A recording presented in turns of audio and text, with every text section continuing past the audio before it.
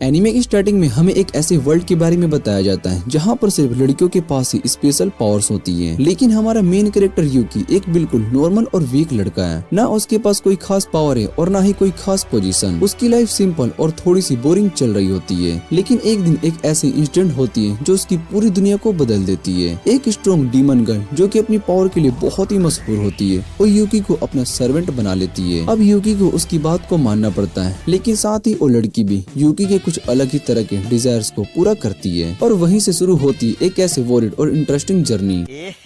रहा नहीं जाता, तड़प ही ऐसी है ना। अच्छा सुनो, बोलो।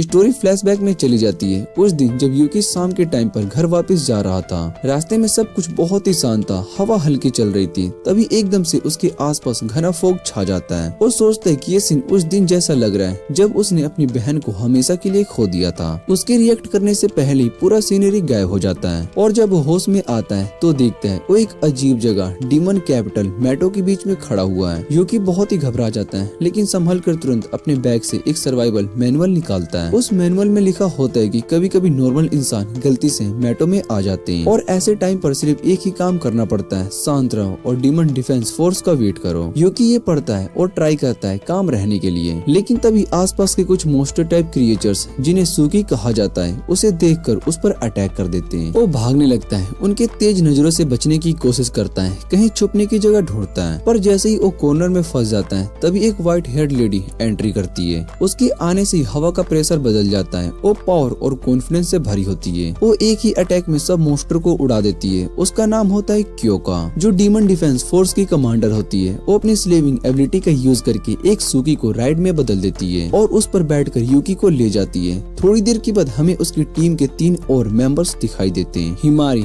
ने और सोसो। ये तीनों मिलकर बचे हुए मोस्टर को खत्म कर देते हैं। ने अपनी डिटेक्शन एबिलिटी से बताती है कि एक और मोस्टर ग्रुप उनकी तरफ बढ़ रहा है। क्योका तुरंत ऑर्डर देती है, एनिमी से लड़ो, मैं इस लड़के को सेफ ले जाती हूँ। रास्ते में उन्हें एक और ह्यूमन लड़का मिलता है जो कि रो रहा होता है और अपनी बहन को ढूंढने की बात कर रहा होता है। उसे सेफ जोन भेज दिया जाता है और क्योका यूकी को लेकर आगे बढ़ती है। तभी एक तेज चिल्लाने की आवाज आती है और दोनों उस डायरेक्शन में जाते हैं और देखते हैं कि एक लड़की मोस्टर से घिरी हुई है। क्योका तुरंत एक टेम्परेरी शील्ड बनाती है ताकि यूकी और उस लड़की को बचाया जा सके। सिचुएशन बहुत ही खराब होती है। क्योका समझ जाती है कि अकेली वो सब ये नहीं कर पाएगी, इसलिए वो एक रिस्क भरा डिसीजन लेती है। उसे यूकी की मदद चाहिए। यूकी पहले थोड़ा हेजिटेट होता है, लेकिन क्योका की हिम्मत और कॉन्फिडेंस को देखकर वो डिसाइड करता है कि वो पीछे नहीं हटेगा। वो कहता है, मैं मदद करूंगा चाहे कुछ भी हो जाए। क्योका उस रेस्क्यू लड़की से कहती कि अपनी आंखें बंद कर लो और फिर वो यूकी के सामने घुटने पर बैठकर उसे एक कॉन्ट्रैक्ट ऑफर करती है। मेरी इंटरनल चैंस बन जाओ, यानी एक स्लेव जो कि पावर और लॉयल्टी दोनों से बंधा हो। यूकी नर्वस होता है, लेकिन जब वो मोस्टर करीब आते हैं तो वो हिम्मत करके क्योका की उंगली को लिक करता है। उस पल उसके शरीर में एक तेज एनर्जी सर्ज हो जाती है। तभी हिमारी, सुसु और ने वहाँ पर आ जाते हैं और वो सब यूकी का ट्रांसफॉर्मेशन देख रहे होते हैं और बहुत ही शौक हो जाते हैं। एक सिंपल इंसान अब एक पावरफुल वॉरियर बन चुका होता है। जैसे ही वो क्योका का कॉन्ट्रैक्ट एक्सेप्ट करता है, यूकी का शरीर बदलने लगता है। उसके मसल्स फूल जाते हैं, आंखों में एक अलग सी रेड लाइट निकलने लगती है और पूरी बॉडी एक मिस्टीरियस फॉर्म में बदल जाती है। अब वो इंसानों से कहीं ज्यादा ताकतवर बन चुका था। एक ही अटैक में वो अपने सामने वाले सारे सोगिस को छिन बिन कर देता है। उसके पंचेस और स्पीड इतने तेज होते हैं कि हवा भी हिलने लगती है। क्योका बिना टाइम वेस्ट किए उसके ऊपर चढ़ जाती है और दोनों मिलकर उस लड़की को सेफ जोन तक ले जाते हैं। पर तभी एक और बड़ा डेंजर सामने आ जाता है। बचा हुआ सुकी अब एक नए मैसिव मोस्टर में मर्ज हो जाता है, जो कि सबसे बड़ा और खतरनाक होता है। ओहो भाई लोग, न्यू ईयर के लिए एक क्रेजी न्यूज आ चुकी है। 1X ने एक मैसिव सेंटा प्रमोशन लॉन्च कर दिया है और प्राइस देखकर सच में दिमाग ही हिल जाएगा। सोचो जरा, MacBook pro 16, iPhone 17 pro max, watch ultra 3 जैसे और भी प्रीमियम गैजेट्स जीतने का चांस। पार्टिसिपेट कैसे करना है मैं आपको बताता हूँ। बस 1X की वेबसाइट या ऐप पर जाओ, स्पोर्ट्स फॉलो करो या गेम खेलो और लकी टिकट्स अर्न करो। और हाँ, टिकट्स की कोई लिमिट नहीं है, जितना ज्यादा प्ले करोगे उतना ज्यादा चांसेस है जीतने के। ऑफर वैलिड है जनवरी 11 तारीख तक। रजिस्ट्रेशन के टाइम मेरा प्रोमो कोड यूज करो जो होगा RS एनीमे, जिससे कि तुम्हें एक्स्ट्रा ग्रांटेड बोनस भी मिलेगा। रजिस्ट्रेशन प्रोसेस कमेंट में पिन है, वहाँ से स्टेप बाय स्टेप फॉलो कर लेना।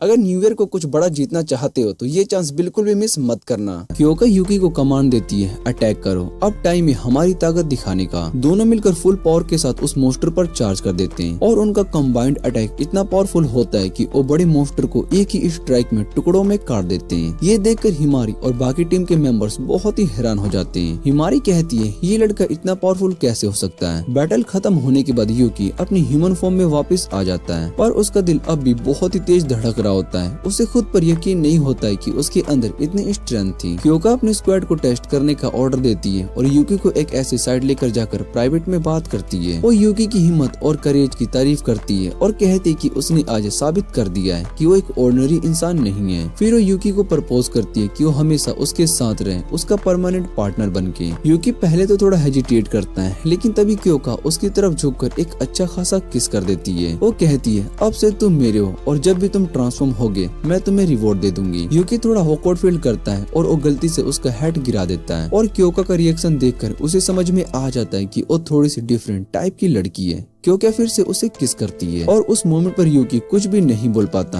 वो बस सिचुएशन में फ्लो होता जाता है। किस के बाद यूकी सोचता है ये क्या सच में हो गया। मेरा पहला किस तो डीमन कैप्टन में हुआ है। उसके अंदर मिक्स्ड फीलिंग होती है, शौक वाली भी, एक्साइटमेंट वाली भी और थोड़ा सा शर्म वाली भी। क्योंकि उससे कहती है उसका सपना है सुप्रीम कमांडर बनने का और उसके लिए उसे यूकी की मदद चाहिए होगी। यूकी अपनी आंखों में डिटर्मिनेशन लेकर कहता है मैं तुम्हारा स्लेव नहीं तुम्हारा साथी बनूंगा, मैं तुम्हारे साथ मिलकर लड़ूंगा। और इसी तरह से यूकी ऑफिशियली डीमन डिफेंस फोर्स का हिस्सा बन जाता है और अब उसकी जिंदगी डीमन डिफेंस फोर्स के ड्रोन में ऑफिशियली शुरू होती है। सुबह का टाइम होता है। यूकी और ने, जो कि उससे पहले स्क्वाड में ज्वाइन हुई थी, बाहर पेट्रोल कर रहे होते हैं। ने थोड़ा कॉन्फिडेंट नेचर की होती है और वो यूकी से कहती है कि अब तुम मेरे अंडर हो तो मैं तुम्हें सब कुछ सिखाने वाली हूँ। यूकी थोड़ा सा अनकंफर्टेबल फील करता है क्योंकि ने टेक्निकली उससे थोड़ी छोटी होती है, लेकिन एटीट्यूड फुल ऑफ सीनियर वाला। उसे ये बात थोड़ी सी अजीब लगती है पर वो कुछ भी नहीं कहता। बातें करते हुए यूकी नीचे देखता है और वो नोटिस करता है कि एक सूखी क्रिएचर भी जमीन पर हिल रहा है। वो कैजुअली पूछता है क्या हमें इसे ऐसे ही छोड़ देंगे। ने जवाब देने वाली होती है कि तभी एकदम से लाउड नॉइस आता है। पूरा एरिया गन फायर से भर जाता है। हिमारी एंट्री करती है अपनी ग्लेटिंग गन आर्म के साथ और बिना किसी वार्निंग के उस सूखी को छोटे छोटे टुकड़ों में उड़ा देती है। यूकी आंखें फाड़ कर देखता रह जाता है। इतनी तेज फायरिंग उनके इतने पास, लेकिन हिमारी को कोई फर्क नहीं पड़ता। वो सीधा यूकी की तरफ देखती है और कहती है तुम यहाँ पर गॉसिप करने के लिए आए हो क्या?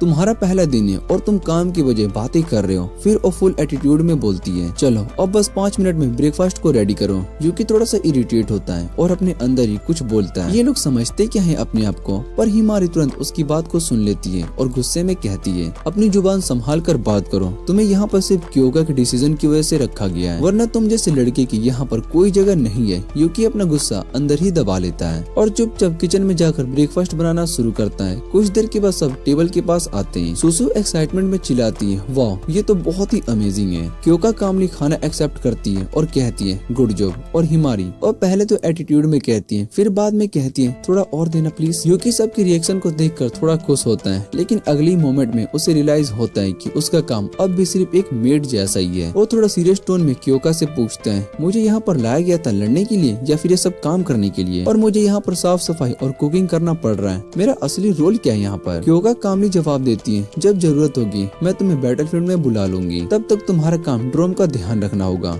यूकी कुछ बोलने ही वाला होता है, तभी हिमारी अपनी सोर्ड उसके गले के पास ले आती है और कहती है अपने लिमिट्स में रहो, समझे? सिचुएशन थोड़ी टेंस हो जाती है, लेकिन क्योका तुरंत बीच में आ जाती है और कहती है बस करो, यूकी अब हमारे ड्रोन का मेंबर है। ये ड्रोन सिर्फ फीमेल वॉरियर्स के लिए बना है, लेकिन यूकी के स्किल्स यूजफुल है, इसलिए उसे यहाँ पर रहने दिया गया है। फिर वो कोल्ड टोन में कहती है लेकिन अगर तुमने कोई भी गलती करने की कोशिश की तो मैं तुम्हारा वो हाल करूंगी जो तुमने सोचा भी नहीं होगा। यूकी बहुत ही शौक हो जाता है और कहता है यस मैम। उसके चेहरे पर टेंशन साफ दिखाई दे रही होती है क्योंकि उसके फोन में एक ऐसी फोटो होती है जो उसके लिए मुश्किल खड़ी कर सकती है। वो तुरंत फोन को उठाकर फोटो डिलीट करने की कोशिश करता है, पर तभी सुसु बिजली की तरह तेज हरकत करती है और फोन उसके हाथ से छीन लेती है। उसी पल सुसु देखती कि यूकी के हाथ में उसका अंडरवेयर है। यूकी एकदम से जम जाता है, आंखों में डर और ये सोचकर कि सुसु जोर से चिल्लाएगी, लेकिन लेकिन उसके सरप्राइज के लिए सोसो उसके कंधे उछाल कर कहती है व्हाटएवर। उसके लिए यूकी कोई आदमी नहीं, सिर्फ एक पेट है जो कि सिर्फ सफाई और छोटे काम करने के लिए यूजफुल है। यूकी शर्माते हुए पूछता है तुम्हें सच में कोई प्रॉब्लम नहीं है अगर वो तुम्हारा मैं धो दूं तो? सोसो मुस्कुराती है बिना जवाब दिए और एक फोटो क्लिक करती है और अपनी ब्लैकमेल वाली गैलरी में उसे ऐड कर लेती है। यूकी हार मानकर उसके कमरे से बाहर निकल जाता है। बाहर आते ही वो देखता है क्योका और हिमारी प्रैक्टिस कर रहे होते हैं। क्योका अपने मूव्स दिखाते हुए समझा रही होती है एक परफेक्ट अटैक हमेशा तेज, सही और बिना रुकावट के होना चाहिए ताकि दुश्मन के पास जवाब देने का मौका ही ना रहे। तभी बिल्कुल उसी वक्त सोकी गेट तोड़कर अंदर घुस आती है। क्योका एक ही स्ट्राइक में उसे रोक देती है एकदम स्मूथ और पेशेंस मूव के साथ। ये देखकर यूकी की आंखें बहुत ही खुल जाती है और सोचता है ये दुनिया सच में कितनी खतरनाक है, मुझे क्योका को कभी भी नाराज नहीं करना चाहिए। उसी वक्त ने आकर यूकी के कंधे पर हाथ रखती है और कहती है मुझे मीटिंग में जाना है तो तुम थोड़ी देर के लिए सोसो का ध्यान रख लो।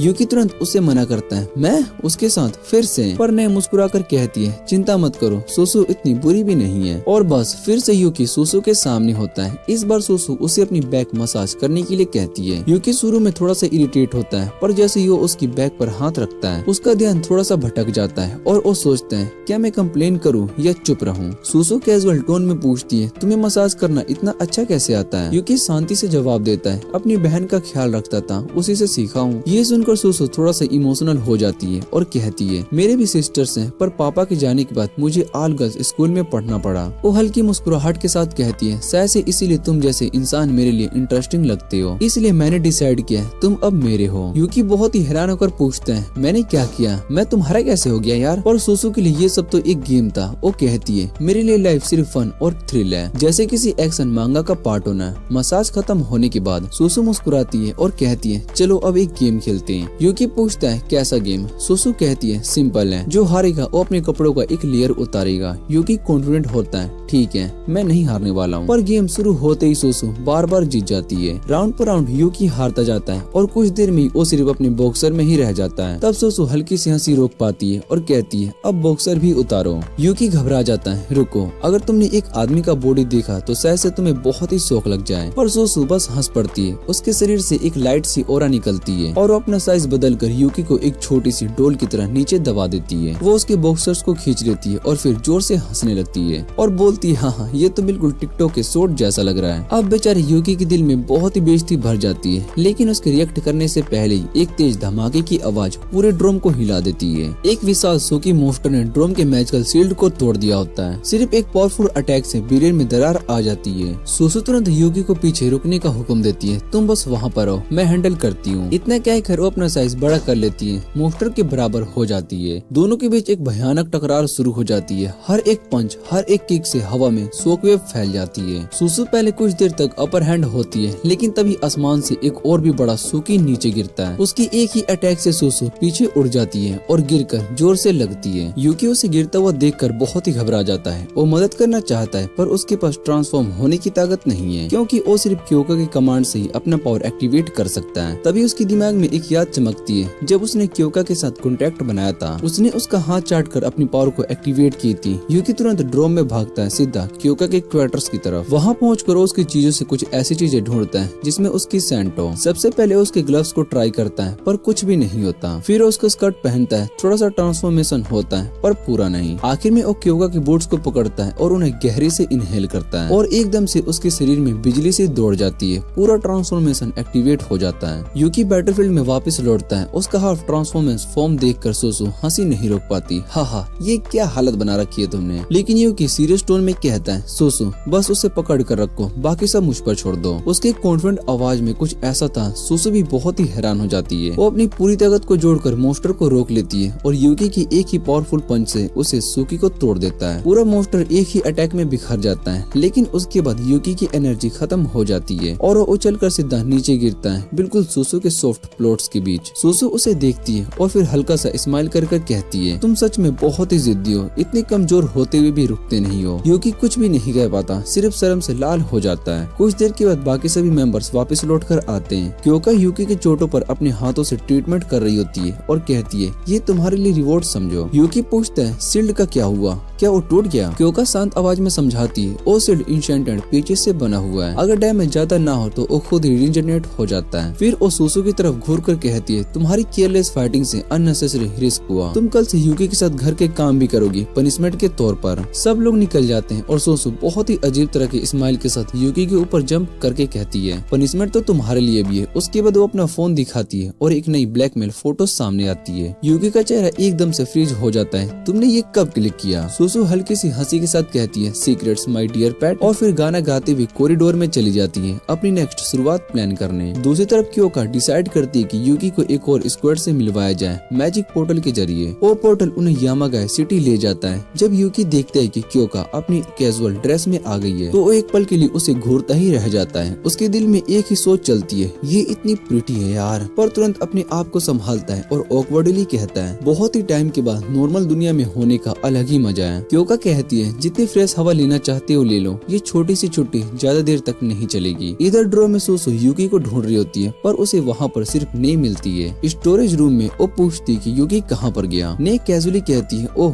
क्योका के साथ बाहर गया है घूमने के लिए। ये सुनकर सोसो थोड़ा सा रुक जाती है। उसके चेहरे पर एक मुस्कुराहट दिखाई देती है और वो धीरे से बोलती है तो आज वो वही दिन है। सीन फेड हो जाता है और बैकग्राउंड में हल्की सी मिस्टीरियस म्यूजिक बजती है। ह्यूमन वर्ल्ड में वापस आने के बाद क्योका यूकी को एक शांत और सुकून भरे ग्रेवयार्ड में ले जाती है। वहाँ जाकर वो एक बड़े से टॉम स्टोन के सामने रुकती है और वो बोलती है कि ये वही मेमोरियल जगह है जहाँ पर उन लोगों की याद में पत्थर बनाया गया है जो कि ओमावा के ओसामा माउंटेन के इंसिडेंट के दौरान मर गए थे। जब डीमंस ने वहाँ पर अटैक किया था वही डीमंस में से एक था यूनिकॉर्न डीमन जो कि उस दिन बचकर निकल गया था। तब क्योका अब भी छोटी थी लेकिन उस दिन का वो मंजर आज तक नहीं भूली। वो पत्थर के सामने खड़ी आंखों में दर्द और इरादे के साथ कहती है कि इसी वजह से वो डीमन के खिलाफ लड़ने के लिए इतनी डिटरमाइंड रहती है। अपने रिस्पेक्ट देने के बाद क्योका वापस चलने लगती है लेकिन यूकी उसे रोक लेता है। वो कहता है थोड़ा रेस्ट कर लेते हैं, वहाँ सामने एक परफेक्ट शॉप है। क्योका पहले हेजिटेट होती है लेकिन फिर वो मान जाती है। दोनों एक छोटी सी टेबल पर बैठकर फारफेट खाने लगते हैं। तब यूकी अपना दिल खोलकर बोलता है कि वो उसके दर्द को समझ सकता है क्योंकि उसने भी एक बार अपनी बहन को डीमन अटैक में खोया था। वो कहता है मैं जानता हूँ रिवेंज का दर्द कैसा होता है लेकिन अगर तुम बस बदला लेने की सोचती रहोगी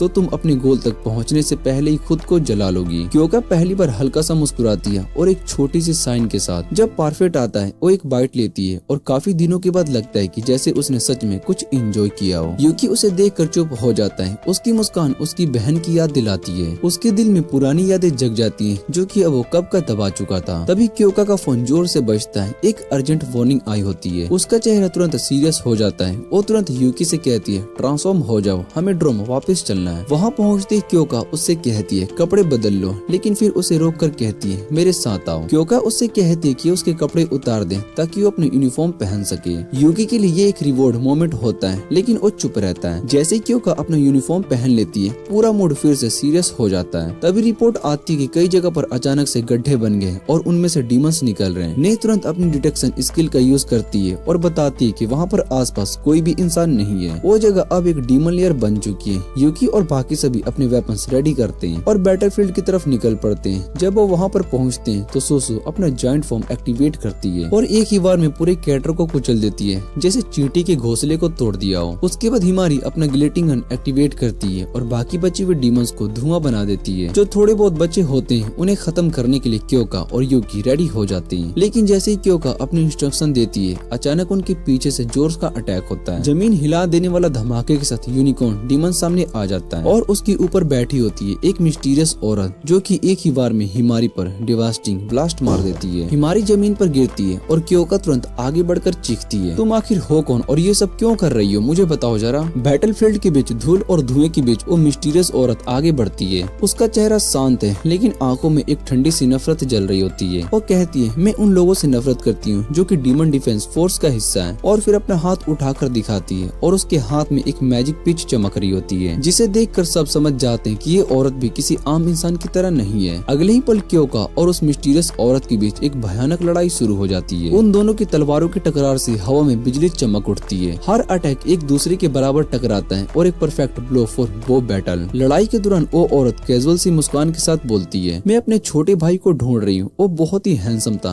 बिल्कुल मुझ जैसा। लेकिन जैसे ही एक छोटा डीमन उसके पास आता है वो उसे ऐसी आंखों से देखती है कि बेचारा डीमन वहीं पर थरथराने लगता है। उसका वो डेडली ग्लेयर देखकर यूकी का दिल एक पल के लिए कांप उठता है क्योंकि उस नजर में उसे अपनी बहन की याद महसूस होती है। लड़ाई और तेज हो जाती है और वो औरत क्योका के ग्रुप पर हंसी उड़ाकर कहती है तुम्हें क्या लगता है तुम्हें डीमन लॉर्ड का असली पावर और पता है तुम लोग अब भी कुछ नहीं जानते। उसके बाद वो अपनी नजर यूकी पर डालती है। जब उनकी आंखें मिलती है एक पल के लिए सब कुछ रुक जाता है। दोनों के बीच एक बहुत ही गहरा हो जाता है, जैसे कुछ दिल के अंदर से जाग उठा हो। इसी डिस्ट्रक्शन का फायदा उठाकर क्योका एक तेज वार करती है और यूकी को उसके कंट्रोल से आजाद कर देती है। लेकिन उस मिस्टीरियस औरत के चेहरे पर कोई घबराहट नहीं होती। वो बस मुस्कुराती है और अपने यूनिकॉर्न डीमन पर चढ़ती है और हवा की तरफ उड़ जाती है। क्योका गुस्से में चीखती है, यूकी उसके पीछे जाओ। लेकिन यूकी नीचे गिरते हुए हिमारी और सुसु को देखता है जो कि बेहोश पड़े होते हैं। वो उनके पास जाकर उन्हें उठाता है और कहता है इनकी जान पहले जरूरी है। ये देखकर क्योका अपनी सोर्ड को नीचे कर लेती है और कहती है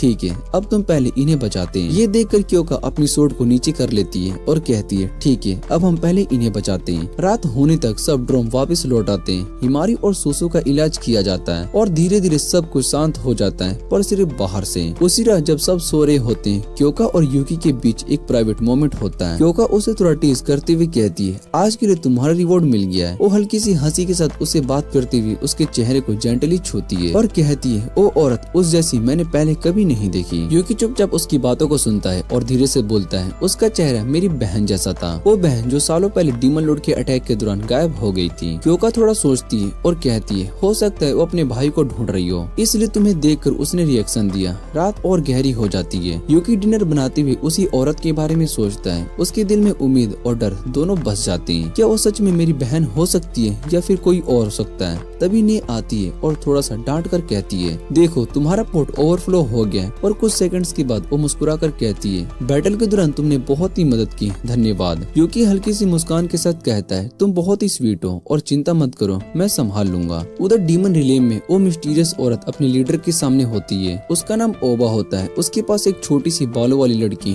कोको उसके घाव चाट कर हील कर रही होती है। ओबा आँख को बंद करके कहती है ओ लड़का यूकी मेरा भाई है, पर वो क्योका के साथ क्यों है। सीन धुंधला पड़ जाता है और हम देखते हैं कि यूकी को जो कि ड्रोम में बाथ ले रहा होता है। अचानक पीछे से सुसु आ जाती है और बिल्कुल रिकवर हो चुकी होती है और अपनी पुरानी शरारती वाली स्माइल के साथ कहती है मिस्ड मी यूकी। और वो मजाकिया अंदाज में यूकी से कहती है कि जरा पीछे मुड़कर तो देखो ना। जैसे हमेशा वो उसे छेड़ने का एक और तरीका ढूंढ लेती है। यूकी थोड़ा सा हेजिटेट करता है क्योंकि उसे लगता है कि ये भी उसके ब्लैकमेल वाली फोटो वाले ट्रैप्स में से एक होगा। लेकिन जब उसकी पीठ को धोना स्टार्ट करती है तो यूकी सोचता है कि शायद से वो स्विम सूट पहनी हुई होगी। पर जैसे ही वो मुड़ता है उसके होश उड़ जाते हैं। वो बिल्कुल सामने खड़ी होती है बिना कुछ पाए। ये देखते ही यूकी का चेहरा लाल हो जाता है। वो शौक और शर्म के मारे तुरंत बाथरूम से भाग निकलता है। लेकिन जैसे ही वो बाहर आता है वो सीधा टकरा जाता है हिमारी से, जो उसी टाइम अपने पीठ प्रोटेक्टर्स निकाल रही होती है। अचानक हिमारी का मूड बदल जाता है। उसके अंदर का रैपिंग बिस्ट जाग जाता है और वो यूकी को छोटे छोटे टुकड़ों में काटने के लिए रेडी हो जाती है। पर तभी एकदम से हॉलवे के बीच एक पोर्टल ओपन हो जाता है और उसमें से स्क्वाड 6 के 2 मेंबर्स आते हैं। टेनका और युकियो बाहर आते हैं। वो दोनों तुरंत यूकी का मजाक उड़ाते हैं और कहते हैं ओह ये तो टीम 7 का नया मेंबर है, मतलब कि स्लेब। उसके बाद वो क्योका की टीम के साथ बैठ जाते हैं। क्योंकि उन्हें देखकर तुरंत सीरियस एक्सप्रेशन में पूछती है तुम दोनों यहाँ पर क्या कर रहे हो। टेनका मुस्कुराती है और बिना टाइम वेस्ट के सीधा कह देती है मैं यहाँ हेडक्वार्टर के अर्जेंट वार्निंग पर आई हूँ। वो बताती है कि एक बहुत ही पावरफुल डीमन है जो कि इंसान के रूप में छुपा हुआ है। हेडक्वार्टर्स में सभी स्क्वाड को ऑर्डर दिया गया है कि अगर दोबारा से कोई अटैक हुआ तो सबको मिलकर उसका सामना करना होगा। यूकी अभी कुछ समझ ही नहीं पाता। तभी ये इचियो अपनी साइकोस्टिक आंखों से सीधा हिमारी की तरफ देखती है और अपनी छोटी बहन का मजाक उड़ाते हुए कहती है लास्ट मिशन में बेहोश हो गई थी ना,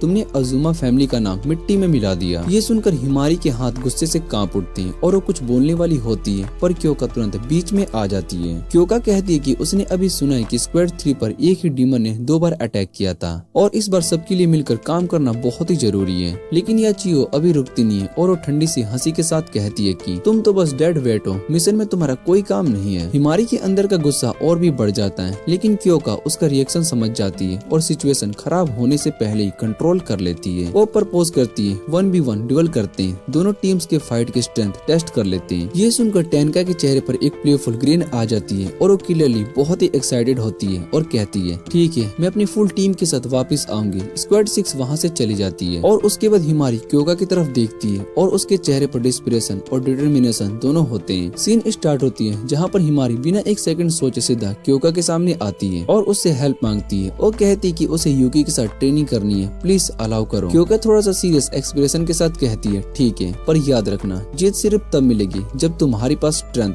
डिसिप्लिन और सेक्रीफाइस तीनों होंगे। हिमारी बिना कुछ कहे सिर्फ जोर से सिर हिलाती है जैसे कह रही हो मैं कुछ भी करने को रेडी हूँ। उसके बाद वो यूकी को खींचकर बाहर ले जाती है और दोनों ट्रेनिंग स्टार्ट कर देते हैं। वहाँ हिमारी उसे गेस्टर्स और डेमोन्स्ट्रेशन के थ्रू बताती है कि उसकी एबिलिटी लर्निंग है, मतलब वो किसी भी टेक्निक को एब्जॉर्ब करके, कॉपी करके, अडॉप्ट करके अपना बना सकती है। और उसका करंट गोल सिंपल है, क्योका की पावर को समझना और उसे मास्टर करना। दोनों एक नियर बाय डीमन लेयर में प्रैक्टिस करने के लिए चले जाते हैं। ट्रेनिंग के दौरान यूकी जब हिमारी को टच करता है तो उसके अंदर की पावर एक्टिवेट हो जाती है और वो ट्रांसफॉर्म हो जाती है, लेकिन इस बार का ट्रांसफॉर्मेशन अलग होता है। ये क्योका के पावर का एग्जैक्ट कॉपी नहीं होता। इस फॉर्म में यूकी का स्पीड ज्यादा होता है पर रॉ स्ट्रेंथ थोड़ी कम। फिर भी यूकी के अंदर का नया कॉन्फिडेंस देखकर हिमारी के अंदर भी उम्मीद जाग जाती है। उसे लगता है कि अब वो भी अपनी बहन यूचियो को हरा सकती है। ट्रेनिंग के एंड तक दोनों पूरी तरीके से थक जाते हैं, पर तभी एक ऑकवर्ड मोमेंट आता है। हिमारी का पिच कवर थोड़ा सा स्लाइड हो जाता है और यूकी तुरंत शॉक हो जाता है। वो हिचकिचाते हुए उसे समझाता है कि क्योका की पावर एक रिवॉर्ड सिस्टम पर काम करती है, बिना रिवॉर्ड की मेरा फॉर्म स्टेबल नहीं रहता। हिमारी के गाल लाल हो जाते हैं और वो शर्माते हुए नहीं कह पाती, पर फिर भी वो रिवॉर्ड देने के लिए रेडी हो जाती है और उसे अपनी एम्बेरस में सफोकेट कर देती है। थोड़ा टाइम के बाद यूकी कैजुअली कहता है तुम किसी और एबिलिटी पर स्विच नहीं कर सकती हो क्या? हिमारी तुरंत गुस्से में कह देती है ऐसा नहीं होता है, मेरी पावर के लिए कंपेबिलिटी चाहिए होती है, ये कोई गेम नहीं है जहाँ स्किल चेंज कर लो। यूकी धीरे से मर्डर करता है तुम्हारा रिवॉर्ड सिस्टम भी ना कितना ऑकवर्ड है, पर हिमारी इग्नोर कर देती है। फिर वो अपने दिल की बात बताती है और वो कहती है कि वो अजुमा फैमिली से बिलोंग करती है, एक ऐसी फैमिली जहाँ पर जनरेशन में पावरफुल वॉरियर्स पैदा हुए, पर उन सब के बीच हिमारी हमेशा एक कमजोर और फेल्ड मेंबर समझी गई। उसके लिए सब कहते हैं ये लड़की तो फैमिली का नाम और डुबा देगी, और यही बात उसके अंदर एक चलती हुई मोटिवेशन बन जाती है और वो प्रूफ करना चाहती है कि वो भी किसी काम की है। ये सुनकर यूकी पहली बार सीरियस हो जाता है और मजाक करना बंद करता है और चुपचाप उसके जज्बात को एक्सेप्ट करता है। दोनों के बीच का टेंशन अब हल्का पड़ता है और यूकी उसे प्रॉमिस करता है मैं तेरी मदद करूंगा, पर इतना भी कॉन्फिडेंट मत हो जाना। उसके बाद दोनों लेट नाइट तक अपनी स्ट्रेटजी डिस्कस करते हैं। उनका सबसे बड़ा ऑब्स्टिकल है उयूचो की टेरिफाइंग एबिलिटी टाइम मैनिपुलेशन। दूसरी तरफ दूर कहीं यायूचो अपनी कन्वर्सेशन के बीच रुक जाती है। उसे तुरंत महसूस होता है कि हिमारी कुछ प्लान कर रही है और उसके चेहरे पर एक खतरनाक स्माइल आ जाती है। मुझे मजा आएगा अपनी वीक छोटी बहन को तोड़ते हुए। नेक्स्ट डे हिमारी फिर से यूकी को ट्रेनिंग के लिए बाहर खींच लेती है और इस बार ट्रेनिंग और भी इंटेंस होने वाली थी।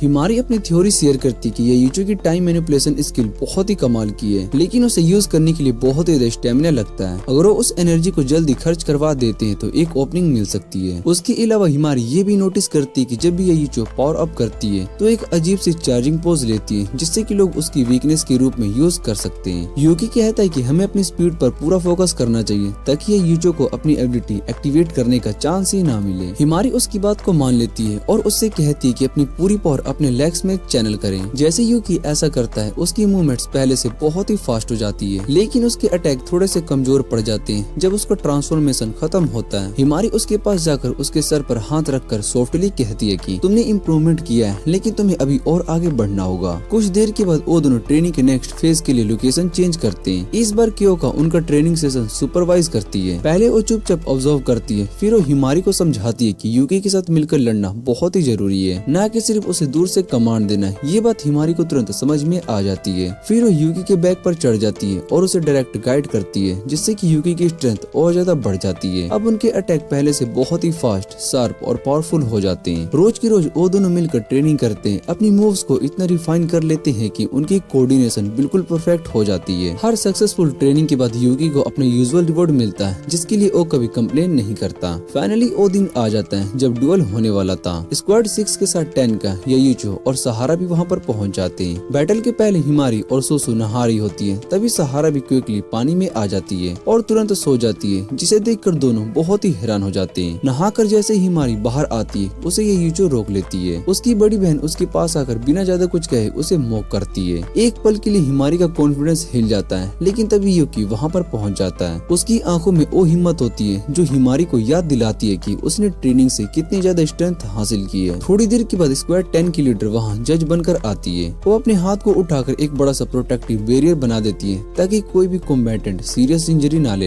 और फिर डुएल ऑफिशियली स्टार्ट हो जाती है। हिमारी और येइचो आमने सामने खड़े होते हैं। उनके बीच का टेंशन इतना ज्यादा होता है कि हवा तक भारी लगती है। रूल्स बहुत ही सिंपल होते हैं। लड़ाई तब तक चलेगी जब तक एक साइड हार ना मान ले या लड़ने के लायक ना रहे। येइचो सबसे पहले मूव करती है, अपनी बहन को बार बार चिढ़ाती है और पूरी कॉन्फिडेंस के साथ। लेकिन हिमारी उसकी एरोगेंस का फायदा उठाती है। यूकी की इंशेंटेड स्पीड का यूज करके वो एक सरप्राइज अटैक करती है और शुरुआत में येइचो को ऑफ गार्ड कर देती है। और येइचो बस मुस्कुराती है जैसे उसे सब कुछ पता हो। अगले ही सेकंड में वो अपने टाइम मैनिपुलेशन यूज करती है और बैटलफील्ड एक पल में ही रीस्टार्ट हो जाता है। लेकिन हिमारी के लिए पहले से ही रेडी थी। वो तुरंत अपनी स्ट्रेटजी चेंज करती है और यूकी के साथ मिलकर येइचो के टाइम वार्पिंग पावर का सामना सीधा करती है। नहाने के बाद हिमारी अपनी बड़ी बहन येइचो के बारे में सब कुछ जानने के लिए सहारा से पूछती है कि क्या येइचो ने इस ड्यूल के लिए ट्रेनिंग की है। सहारा अपनी यूजुअल थकी हुई शक्ल के साथ कहती है कि येइचो ने बिल्कुल भी प्रैक्टिस नहीं की है, जैसे उसे इस फाइट से कोई फर्क नहीं पड़ता। सुसु येइचो की इस केयरलेस एटीट्यूड पर कहती है कि लगता है कि येइचो हिमारी को सीरियस नहीं ले रही है। और ये बात हिमारी के अंदर एक शांत लेकिन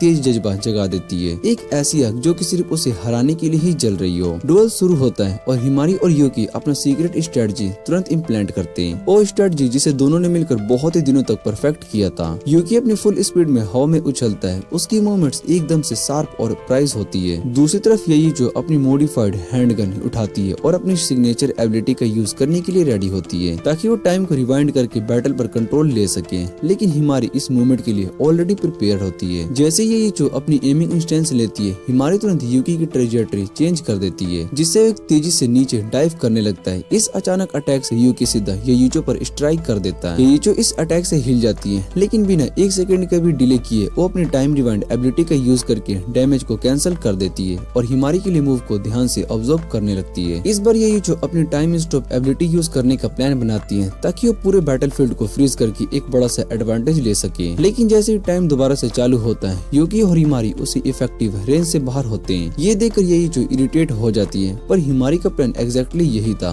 उसकी एनर्जी को जल्द ही खत्म करवाना। यूकी की स्पीड और हाइट का यूज करके हिमारी अपनी बहन के आसपास रैपिड और अनप्रेडिक्टेबल मूवमेंट करने लगती है, जिससे येइचो को बार बार मुड़कर अपनी एम एडजस्ट करनी पड़ती है। ये स्ट्रेटजी उसके रायतम को तोड़ देती है और उसके लिए हिमारी के अटैक प्रिडिक्ट करना बहुत ही मुश्किल हो जाता है। हर सेकंड के साथ हिमारी का डिटर्मिनेशन और बढ़ता जाता है और यूकी उनके बीच के कनेक्शन से उसकी विल पावर को महसूस करता है, जिससे कि उसकी अपनी स्ट्रेंथ और भी बढ़ जाती है। उनके प्लान का मेन पॉइंट कंफ्यूजन और मिस डायरेक्शन था, बिना रुके मूव करना और बार बार अनएक्सपेक्टेड एंगल से अटैक करना। ट्रेनिंग के दौरान हिमारी ने येइचो की मूव्स और स्टैंड्स को ध्यान से ऑब्जर्व किया था, जिससे उसे पता चल गया था कि वो किस पोज में अपनी टेक्निक एक्टिवेट करती है। अब हिमारी उन्हीं हैबिट का फायदा उठाकर येइचो को प्रिडिक्टेबल रिस्पॉन्स देने पर मजबूर करती है और धीरे धीरे फाइट का कंट्रोल अपने हाथ में ले लेती है। लेकिन येइचो कोई आम लड़ने वाली नहीं होती है, उसके काम एक्सप्रेशन के अंदर एक छुपी हुई प्लानिंग होती है। फिर वो अपनी हिडन एबिलिटी एक्टिवेट करती है, प्राइम टाइम। इस स्किल की मदद से वो अपने टेम्पोरल कंट्रोल को लिमिट से बहुत ही आगे बढ़ा देती है और पूरे 5 सेकंड के लिए टाइम को कम्प्लीटली स्टॉप कर देती है। जब पूरा बैटलफील्ड टाइम के अंदर फ्रीज हो जाता है, उसी रुके हुए पल में येइचो अपनी गन उठाकर बिल्कुल कामली एम करती है और 2 फायर कर देती है, एक बार यूकी पर और एक बार हिमारी पर। जैसे टाइम दोबारा से चालू होता है, दोनों एक साथ नीचे गिर जाते हैं बिना समझे कि ये सब क्या हुआ। एक पल के लिए येइचो जीत चुकी लगती है, लेकिन उसका ये प्राइम टाइम टेक्निक यूज करना उसके लिए बहुत ही महंगा पड़ता है। इतना लंबा टाइम स्टॉप करके उसकी एनर्जी पूरी तरीके से ड्रेन हो जाती है और अब उसकी बॉडी थक चुकी होती है और उसकी मूवमेंट्स धीमी और बहुत ही बेताल हो गई होती है। हिमारी थोड़ी देर के लिए हार मानने लगती है, लेकिन तभी यूकी उसे मोटिवेट करता है। वो उससे कहता है येइचो अब कमजोर हो गई है और ये हमारा चांस है। हिमारी जो पहले ही हिल गई थी, अब यूकी की बातों में सच देख लेती है। उनके बीच की कनेक्शन से यूकी की पावर अब भी उसके अंदर दौड़ रही होती है। थकी हुई बॉडी के बावजूद हिमारी अपने पैरों पर खड़ी हो जाती है। उसका शरीर कांप रहा होता है, पर उसका मन अब भी बहुत ही मजबूत होता है। वो हार मानने से इनकार करती है। बचपन से येइचो हमेशा उससे ज्यादा स्ट्रॉन्ग रही थी, लेकिन इस बार हिमारी के पास अपनी खुद की हिम्मत और यूकी का भरोसा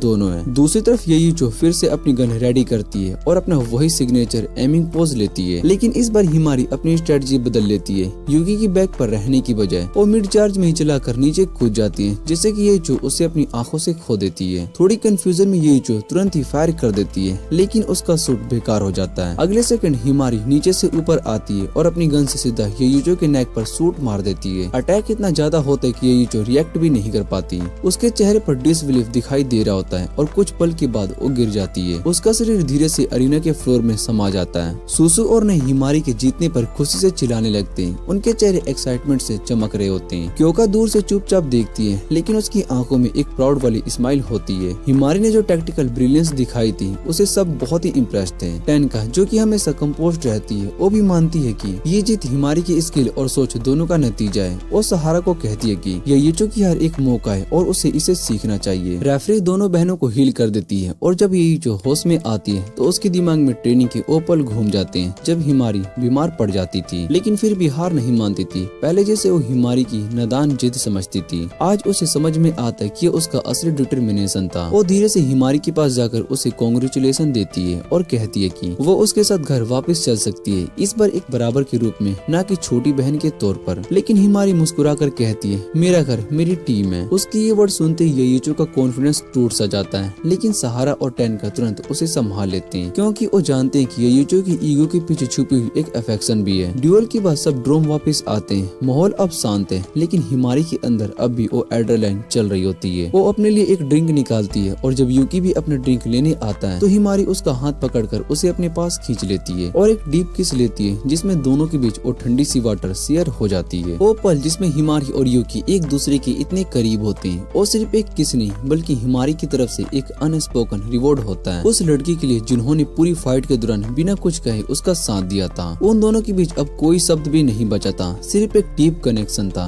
जिसमें कि जज्बात और कुछ ज्यादा ही कह देते हैं। दूसरी तरफ यूचो और टेनका अपने ड्यूअल पर बात कर रहे होते हैं। टेनका उसे थोड़ा डांट देती है, कहती है तुमने अपने ओपोनेंट को थोड़ा सा अंडर एस्टिमेट कर दिया। यूचो चुप रहती है, लेकिन अंदर से वो ये मान लेती है कि यूकी फिजिकली बहुत ही स्ट्रॉन्ग नहीं था, इसीलिए फाइट लंबी चली। पर फिर भी उसे एक्सेप्ट करना पड़ता है कि हिमारी के साथ उसका कोऑर्डिनेशन कमाल का था, एक परफेक्ट टीम वर्क। इसी बीच सुसु हिमारी और यूकी को ढूंढते हुए आती है, लेकिन जैसे ही वो उन्हें मिलती है दोनों अब भी एक पैशनेट एम्बेरेस में लॉक्ड होते हैं। टंग फाइट करते हुए बिना किसी शर्म की उनका वो क्लोजनेस फाइट की इंटेंसिटी के बाद और भी ज्यादा रियल लगता है। थोड़ी देर के बाद नेक्स्ट मैच अनाउंस होता है, सहारा वर्सेस सुसु। दोनों डीमन हंटर्स अपनी स्टैंस लेते हैं, लेकिन उन्हें ये नहीं पता होता है कि गिनेस को प्रोटेक्टिव बैरियर के बाहर कुछ पावरफुल डीमंस उन्हें देख रहे होते हैं। बिल्कुल रेडी होते हैं स्ट्राइक करने के लिए। अरीना में एटमॉस्फेयर टेंस हो जाता है। जैसे ही मैच स्टार्ट होता है दोनों अपनी प्योर मसल पावर पर पूरा भरोसा करते हैं। सुसु के दिल की धड़कन बढ़ जाती है, इस बार सिर्फ जीतने के लिए नहीं बल्कि यूकी को इम्प्रेस करने के लिए भी। वो अपने आप से कहती है चाहे कुछ भी हो जाए मुझे ये फाइट जीतनी ही है। दोनों एक दूसरे पर पहला अटैक करते हैं और डिसाइड करते हैं कि ये बैटल सिर्फ हैंड टू हैंड कॉम्बैक्ट होगा। सहारा के पास इनक्रेडिबल स्ट्रेंथ और शॉकिंगली बहुत ही फास्ट स्पीड दोनों होते हैं, जिससे कि वो अनप्रेडिक्टेबल लगती है। सुसु के टोरिंग फिगर और रॉ पावर से उसे एक डोमिनेट एज देता है। एरेना में दोनों की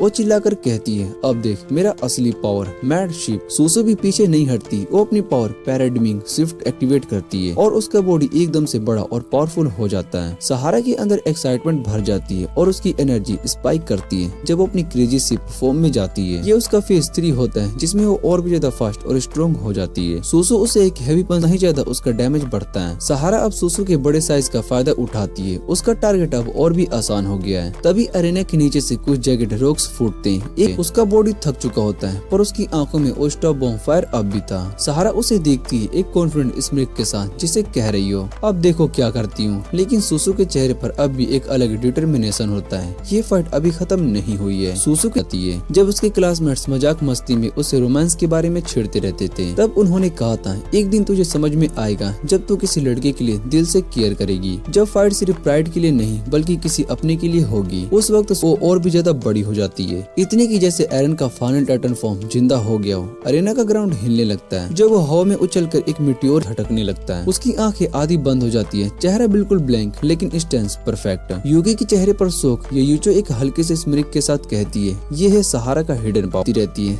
तब उसके इंस्टिंक्ट्स पूरी कंट्रोल ले लेते हैं। एक वाइल्ड रैम्पेज मोड में बिल्कुल जैसे जेनेत्सु अपने अनकॉन्शियस फॉर्म में लड़ता है। अब सहारा एक बीस्ट बन चुकी होती है और सुसु पर लाइटिंग स्पीड से अटैक करती है, पर हर एक पंच हर एक किक इतनी फास्ट होती है कि आंखों से देखना बहुत ही मुश्किल होता है। सुसु अपनी पूरी स्ट्रेंथ लगाकर भी डिफेंस नहीं कर पाती। अटैक के बाद अटैक और फिर उसका बॉडी फाइनली गिर जाता है। अरेना में साइलेंस छा जाता है, ग्राउंड खत्म, सहारा जीत चुकी होती है। ग्यूना तुरंत सुसु के पास दौड़कर आती है उसे हील करने के लिए, लेकिन प्रोसेस में उसका शर्ट थोड़ा सा फट जाता है और उसका बॉडी बैलेंस लूज हो जाता है। ने तुरंत दौड़कर उसे कवर कर लेती है और क्योका कामली कहती है सुसु बस करो अब रेस्ट कर लो। साइड लाइन पर जाकर सोसो बाहर से काम दिखने की कोशिश करती है, पर अंदर से उसका दिल बहुत ही टूट चुका होता है। हार का दर्द उसे इतना चुभ जाता है कि यूकी के सामने हारने का दुख। रूम में जाकर वो चुपचाप बेड पर बैठ जाती है, आंखों में आंसू भर जाते हैं। उसके अंदर एक फीलिंग उठती है, मैं वीक हूँ क्या। तभी यूकी धीरे से उसके डोर पर नॉक करता है। एक बहुत ही शांत आवाज में कहता है सोसो, पर वो अपनी आंखों के आंसू छुपाते हुए कहती है फॉरगेट इट यूकी, ये फाइट भूल जाओ मुझे। सोसो हार के दर्द से बचने की कोशिश करती है, अपनी सोच को किसी और दिशा में जाने के लिए कहती है। वो यूकी की तरफ देखती है और धीरे से कहती है आइस बंद करो। यूकी थोड़ा सा हेजिटेट करता है, पर फिर भी मान जाता है, और जैसे ही आंखें बंद करता है सोसो धीरे से उसके करीब आती है और एक सॉफ्ट किस देती है। एक छोटी सी मोमेंट जो सब कुछ कह जाता है। यूकी एकदम से स्टंट हो जाता है, कुछ बोल नहीं पाता। सोसो बस इतना कहती है, बस कुछ यादगार छोड़ना चाहती थी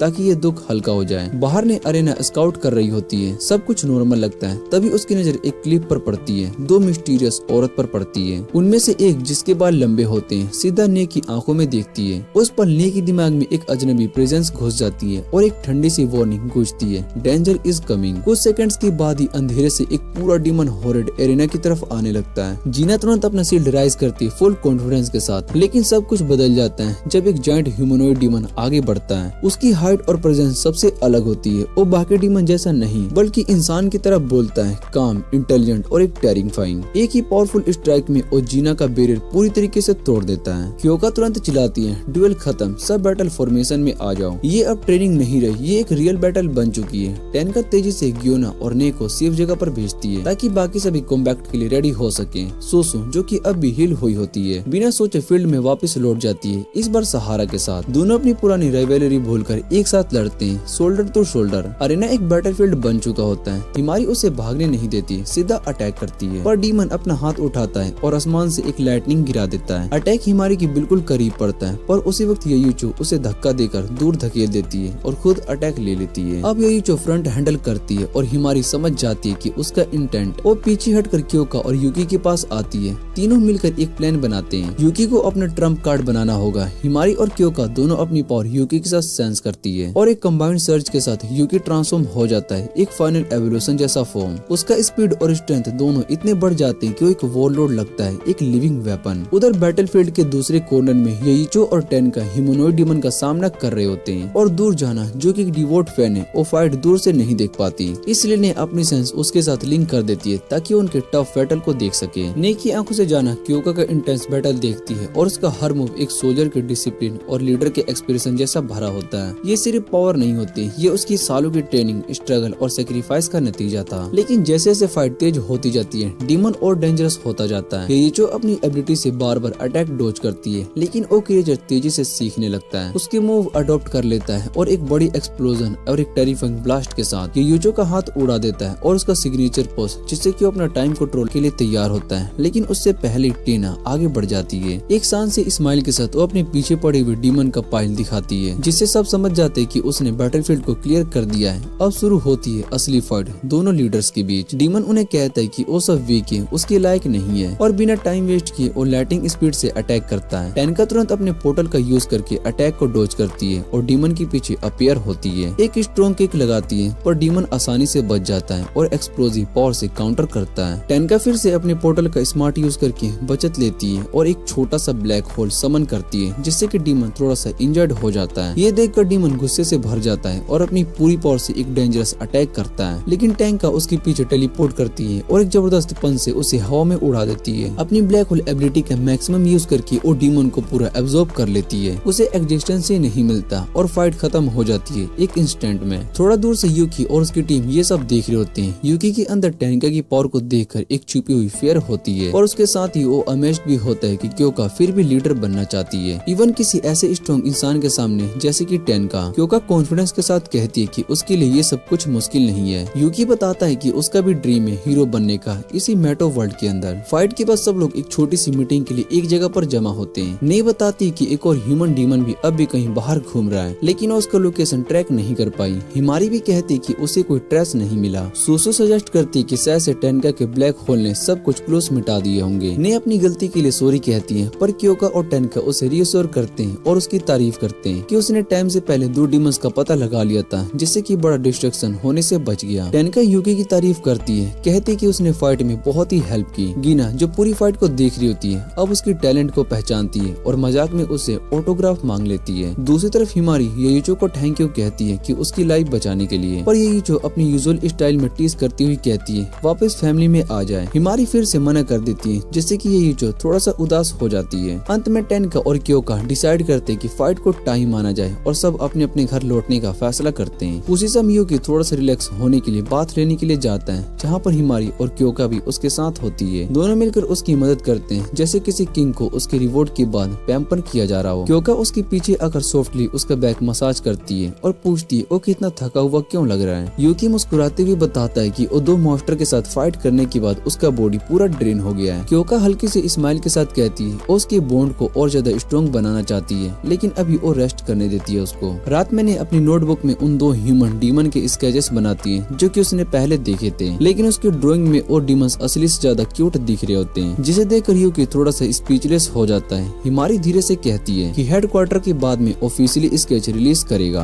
क्योका कहते हैं कि ये दोनों डीमंस कुछ अलग ही लग रहे थे, जैसे कि उनका ओरिजिन बाकी डीमन से बहुत ही डिफरेंट हो। उस रात युकी अपने रूम में अकेला होता है और सोचता है उस डीमन के बारे में जो उसकी सिस्टर जैसी लगती थी। वो कंफ्यूज होता है कि वो डीमन अब तक फिर से क्यों नहीं दिखा, क्या वो किसी और ग्रुप का हिस्सा है। ये सब सोचकर उसके दिमाग में हजारों सवाल घूमने लगते हैं और धीरे धीरे वो सो जाता है। उसे ये नहीं पता होता है कि उसी रात टेनका चुपके से उसके रूम में आती है, एक डार्क और मिस्टीरियस इंटेंशन के साथ। कुछ दिनों के बाद युकी, क्योका और हिमारी ग्रुप 6 के डोमेट्री जाते हैं। टेनका उनका वार्मली वेलकम करती है और हिमारी को कहती है कि वो बाकी मेंबर से मिल ले। तब तक वो क्योका के साथ स्ट्रेटजी डिस्कस करेगी। टेनका युकी से कहती है कि वो थोड़ा सा हाउस कोर्स में हेल्प कर दे, जिसे युकी बिना सोचे तुरंत मान जाता है। पर जैसे ही वो ड्रोम में जाता है उसे लगता है कि यहाँ पर सब कुछ बहुत ही क्लीन है, ग्रुप 7 के ड्रोम से बिल्कुल अपोजिट। इसलिए उसके पास सिर्फ लॉन्ड्री का काम ही बचता है और वो भी गर्ल्स के बेड कवर्स धोने के। काम करते हुए युकी पूरी कोशिश करता है कि वो कंपोस्ट रहे, लेकिन फिर भी उसका चेहरा लाल पड़ जाता है। काम खत्म होने के बाद वो एक पैकेज लेकर यूचियो के रूम में जाता है। डर की मारे वो धीरे से नॉक करता है, पर जब जवाब नहीं मिलता इसलिए वो अंदर जाकर पार्सल टेबल पर रखने लगता है। पर जैसे ही वो रूम देखता है वो बहुत ही शौक में पड़ जाता है। पूरा रूम हिमारी की फोटो से भरा हुआ था, छोटी फ्रेम से लेकर बड़े पोस्टर तक। ये देखकर युकी 1 सेकंड के लिए फ्रीज हो जाता है, फिर चुपचाप पार्सल रखकर तुरंत वहाँ से निकल जाता है। लिविंग रूम में वो सहारा को देखता है जो कि काउच पर सो रही होती है और उसकी इनोसेंट से लुक को देखकर युकी के चेहरे पर हल्की सी ऑकवर्ड स्माइल आ जाती है। वो उसे कवर करने के लिए जाता है, पर सहारा नींद में ही उसका हाथ पकड़ लेती है और उसे अपनी तरफ खींच लेती है। क्योंकि वो एक रेसलर है, वो युकी को अपने पैरों के बीच फंसा देती है। युकी कंफ्यूज और थोड़ा सा एम्बैरेस्ड दोनों फील करता है। थोड़ी देर के बाद सहारा उठती है और युकी को हेल्प करती है सब लॉन्ड्री मेंबर्स के रूम में अरेंज करने में। फिर वो दोनों जिम जाते हैं, जहाँ हिमारी को वर्कआउट को देख रहे होते हैं। सहारा थोड़ा सा मजाक में हिमारी से कहती है कि तुम्हें लगता है कि यही हो तुमसे स्ट्रॉन्ग है। हिमारी पहले थोड़ा सा हेजिटेट करती है, फिर कहती है वो युकी की स्किल और अचीवमेंट से बहुत ही इंस्पायर होती है और एक दिन उससे भी स्ट्रॉन्ग बनना चाहती है। तब सहारा अपना एक थ्योरी शेयर करती है। वो कहती है कि मैजिकल पीच का पावर हर इंसान के लिए अलग होता है, हर किसी के अंदर उसका असर अपनी तरह से निकलता है। सहारा कहती है कि हिमारी की फास्ट लर्निंग एबिलिटी एक्चुअली उसके अंदर छुपी हुई है, इच्छा को दिखाती है। वो भी यो की तरह स्ट्रॉन्ग और कॉन्फिडेंट बनना चाहती है और युइचो की टाइम वेस्ट पावर ये बताती है कि अपनी सिस्टर के साथ और ज्यादा वक्त बिताना चाहती थी। ये सुनकर हिमारी थोड़ा सा शर्मा जाती है और कहती है तुम ज्यादा सोच रही हो। पर युकी को सहारा की थ्योरी काफी इंटरेस्टिंग और रियल लगती है। वर्कआउट खत्म होने के बाद हिमारी पहली बार एक रियल काइंडनेस दिखाती है और युचियो को टॉवल देती है, लेकिन युचियो उसे एक्सेप्ट नहीं करती है, जैसे कुछ भी ना हुआ हो। सहारा हंसती हुई और मजाक में कहती है सोच के देखो अगर हिमारी कभी युचियो के रूम में देखे तो क्या रिएक्शन होगा। ये सुनकर युकी थोड़ा सा ऑकवर्ड फील करता है और कहता है कि ऐसी उम्मीद रखना बेहतर नहीं होगा। दूसरी तरफ एक अलग रूम में क्योका और टेनका डीमंस के ट्रीट पर डिस्कस कर रहे होते हैं। अभी कोई डायरेक्ट डेंजर नहीं है, लेकिन क्योका कहती है कि उन्हें पहले ही अटैक करना चाहिए, वेट करने से बेहतर। टेनका एग्री करती है, पर वो इस बात से परेशान होती है कि ह्यूमन डीमंस की एग्जैक्ट नंबर किसी को नहीं पता। क्योका समझ रही होती है कि टेनका ने ऑलरेडी 4 डीमंस को हरा दिया है, पर टेनका सीरियस टोन में कहती है उनकी फाइट अभी खत्म नहीं हुई है। इसी टाइम एक हिडन बेस कैंप में कुछ बचे हुए ह्यूमंस डीमंस इकट्ठा होते हैं। उनमें से एक वही लड़का होता है जिसे ने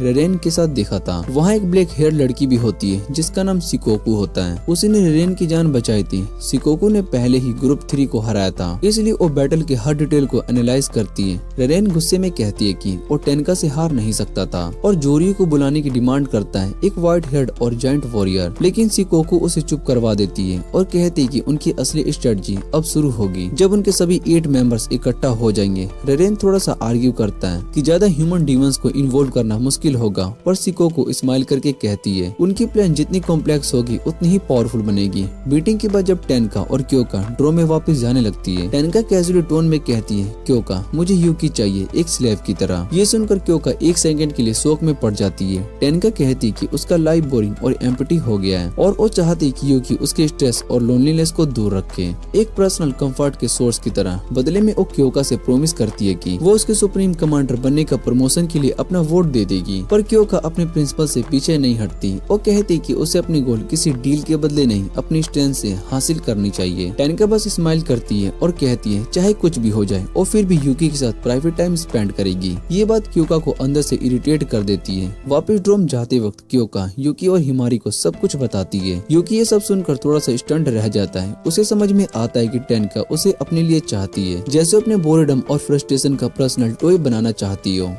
यूकी के मन में ये बात गहरी चुभ जाती है क्योंकि पहले ही उसके ऊपर 7th स्क्वाड्रन की जिम्मेदारियां बहुत ही ज्यादा हैं, जिससे उसके पास खुद के लिए वक्त नहीं बचता। रात के वक्त जब सब लड़कियां बात ले रही होती है, यूकी अपने बेड पर लेटा होता है और वो सोचता रहता है। उसके दिमाग में ये कंफ्यूजन होता है कि आखिर टेनका जैसी पावरफुल और इतनी खूबसूरत लड़की उसमें देख क्या रही है। और चाहता है कि वो खुद के दम पर हीरो बने, न कि किसी के इंटरटेनमेंट का एक पार्ट बनकर रहे। तभी अचानक उसके रूम में एक पर्पल कलर का पोर्टल खुल जाता है और बिना किसी वार्निंग के टेनका वहाँ पर आ जाती है। उसके अचानक आने से यूकी बिल्कुल फ्रीज हो जाता है क्योंकि उसे क्योका ने पहले ही वार्न किया था। टेनका धीरे धीरे उसके पास आती है। उसकी प्रेजेंस इतनी हैवी होती है कि यूकी उसके सामने हिल भी नहीं पाता। टेनका उससे कहती कि उसे अपना बॉयफ्रेंड बनाना चाहती है, कोई स्लेव नहीं। वो यूकी की आंखों में सीधा देखती है बिना डरे और धीरे से उसके करीब आ जाती है। टेंशन इतना बढ़ जाता है कि यूकी कुछ भी नहीं समझ पाता और तभी टेनका उसके लिप्स पर अपने लिप्स रख देती है। अपना कोट उतारते हुए वो क्लियरली दिखाती है कि उसके इंटेंशन क्या है। वो चाहते कि यूकी उसके साथ स्टोरी को आगे बढ़ाए। यूकी घबरा जाता है और कहता है कि उसे थोड़ा टाइम चाहिए सोचने के लिए। पर ये बात सुनकर टेनका मुस्कुराने लगती है जैसे उसे ये सब मजाक लग रहा हो। तभी बिना वार्निंग के डोर खुल जाता है और सोसो अंदर आ जाती है। उसके सामने ये सीन देखते ही वो फ्रीज हो जाती है। कुछ ही सेकंड में यूकी और टेनका दोनों को लिविंग रूम में लेकर जाया जाता है जहाँ क्योका उनका इंतजार कर रही होती है। पूरा एटमॉस्फेयर टेंस में होता है और क्योका गुस्से में टेनका को डांटती है। टेनका बिना किसी शर्म के कहती कि वो यूकी को चाहती है चाहे जो हो जाए। क्योका उसे सीधा कहती कि वो यहाँ से चले जाए। टेनका जाते हुए यूकी की तरफ देखती है और कहती है मैं तुम्हें चाहती हूँ और ये बात तुम याद रखना। इतना कहकर वो पोर्टल खोलती है और वहाँ से चली जाती है और यूकी वहाँ पर शॉक और ब्रेथलेस खड़ा होता है। अगली सुबह क्योका सभी मेंबर्स को एक नए ट्रेनिंग फेज के लिए बुलाती है। सभी ध्यान से सुन रहे होते हैं पर उन्हें समझ में नहीं आता कि आज क्या होने वाला है। क्योका उन्हें बताती कि उसने हिमारी और यूकी के बैटल वाले मोमेंट में देखा था कि जब हिमारी ने यूकी के ऊपर राइड किया था तब उसकी पावर में एक अलग ही चेंज आ गया था। ये समझाने के लिए वो प्लान करती है कि यूकी को स्क्वाड के अलग अलग मेंबर के साथ टेस्ट किया जाए। सबसे पहले मीच वॉलंटियर करती है और यूकी के पीछे चढ़कर उसकी चैन को खींचती है जिससे एक ब्राइट ट्रांसफॉर्मेशन होता है जिससे कि क्योका सिंगिंग स्टार फॉर्म का नाम देती है। यूकी का बॉडी एक ब्राइट लाइट से चमकने लगता है और अपने नए पावर को टेस्ट करना स्टार्ट करता है। इस फॉर्म में उसकी स्ट्रेंथ थोड़ी कम होती है और उसकी सेंस और विजन बहुत ही शार्प हो जाते हैं। वो चीजें इतनी क्लियरली देख पाता है कि एक मोमेंट के लिए उसके सामने कुछ फैंस सर्विस टाइप सीन आ जाता है जिससे वो थोड़ा ऑकवर्ड फील करता है और तुरंत अपनी एबिलिटी बंद कर देता है। क्योका ये सब देखकर समझ जाती है कि यूकी के नए फॉर्म में बहुत ही पोटेंशियल है, खासकर हिडन सूकी को डिटेक्ट करने के लिए। ट्रांसफॉर्मेशन का प्रेशर यूकी के शरीर पर असर दिखाने लगता है और कुछ ही देर में वो अपने नॉर्मल स्टेट में वापस आ जाता है। उसकी मेहनत को देखकर ने इम्प्लोसी उसके गाल पर एक जेंटल किस देती है और थोड़ा सा शर्मा कर साइड हो जाती है। ये देखकर सुसु के मन में ख्याल आता है कि वो भी यूकी को रिपोर्ट देना चाहती है, शायद थोड़ा ज्यादा प्लॉटफुल तरीके से। यूकी को समझ नहीं पाता और सुसु एक्साइटमेंट में तुरंत अपना टर्न मांग लेती है। क्योका थोड़ा हेजिटेट करती है पर स्ट्रिक्ट वार्निंग के साथ सुसु को परमिशन दे देती है। जैसे ही सुसु यूकी के साथ लिंक होती है, यूकी का बॉडी लिवात्सुस फॉर्म में ट्रांसफॉर्म हो जाता है जिसमें उसकी स्ट्रेंथ तो बढ़ जाती है पर उसकी स्पीड थोड़ी कम हो जाती है जिससे कि ये फॉर्म कुछ सिचुएशन में यूज करना मुश्किल पड़ता है। सुसु सोचती है कि अगर अपना पैराडिग्म शिफ्ट करे तो शायद से यूकी और पावरफुल हो जाए, पर जैसे ही वो शिफ्ट एक्टिवेट करती है यूकी नहीं बल्कि सुसु खुद का बॉडी का बड़ा टोवेरिंग फॉर्म ले लेती है। ये देखकर क्योका कहती कि यूकी उसके साथ कंपैटिबल नहीं है और उन दोनों को फ्यूचर में कभी भी कंबाइन नहीं करना चाहिए। सुसु थोड़ी सी डिसअपॉइंटेड होती है पर फिर भी वो यूकी को जेंटली अपनी बाहों में उठाकर उसे रेस्ट करने के लिए ड्रोम वापस ले जाती है। क्योका डिसाइड करती है कि फ्यूचर के स्ट्रेटजी के लिए नेक का फॉर्म में यूज किया जाए, लेकिन ट्रेनिंग स्कूल होने से पहले ही ने जल्दी में स्कूल से निकल जाती है। यूकी अब भी ने की डुअल लाइफ को समझने की कोशिश करता है, उसके साथ थोड़ा और दूर तक चलता है। रास्ते में ने उसे बताती है कि एक मिशन के दौरान उसके पेरेंट्स गायब हो गए थे। अथॉरिटीज ने उन्हें डेड डिक्लेयर कर दिया, पर ने अब यकीन करती कि वो भी अभी कहीं जिंदा होंगे।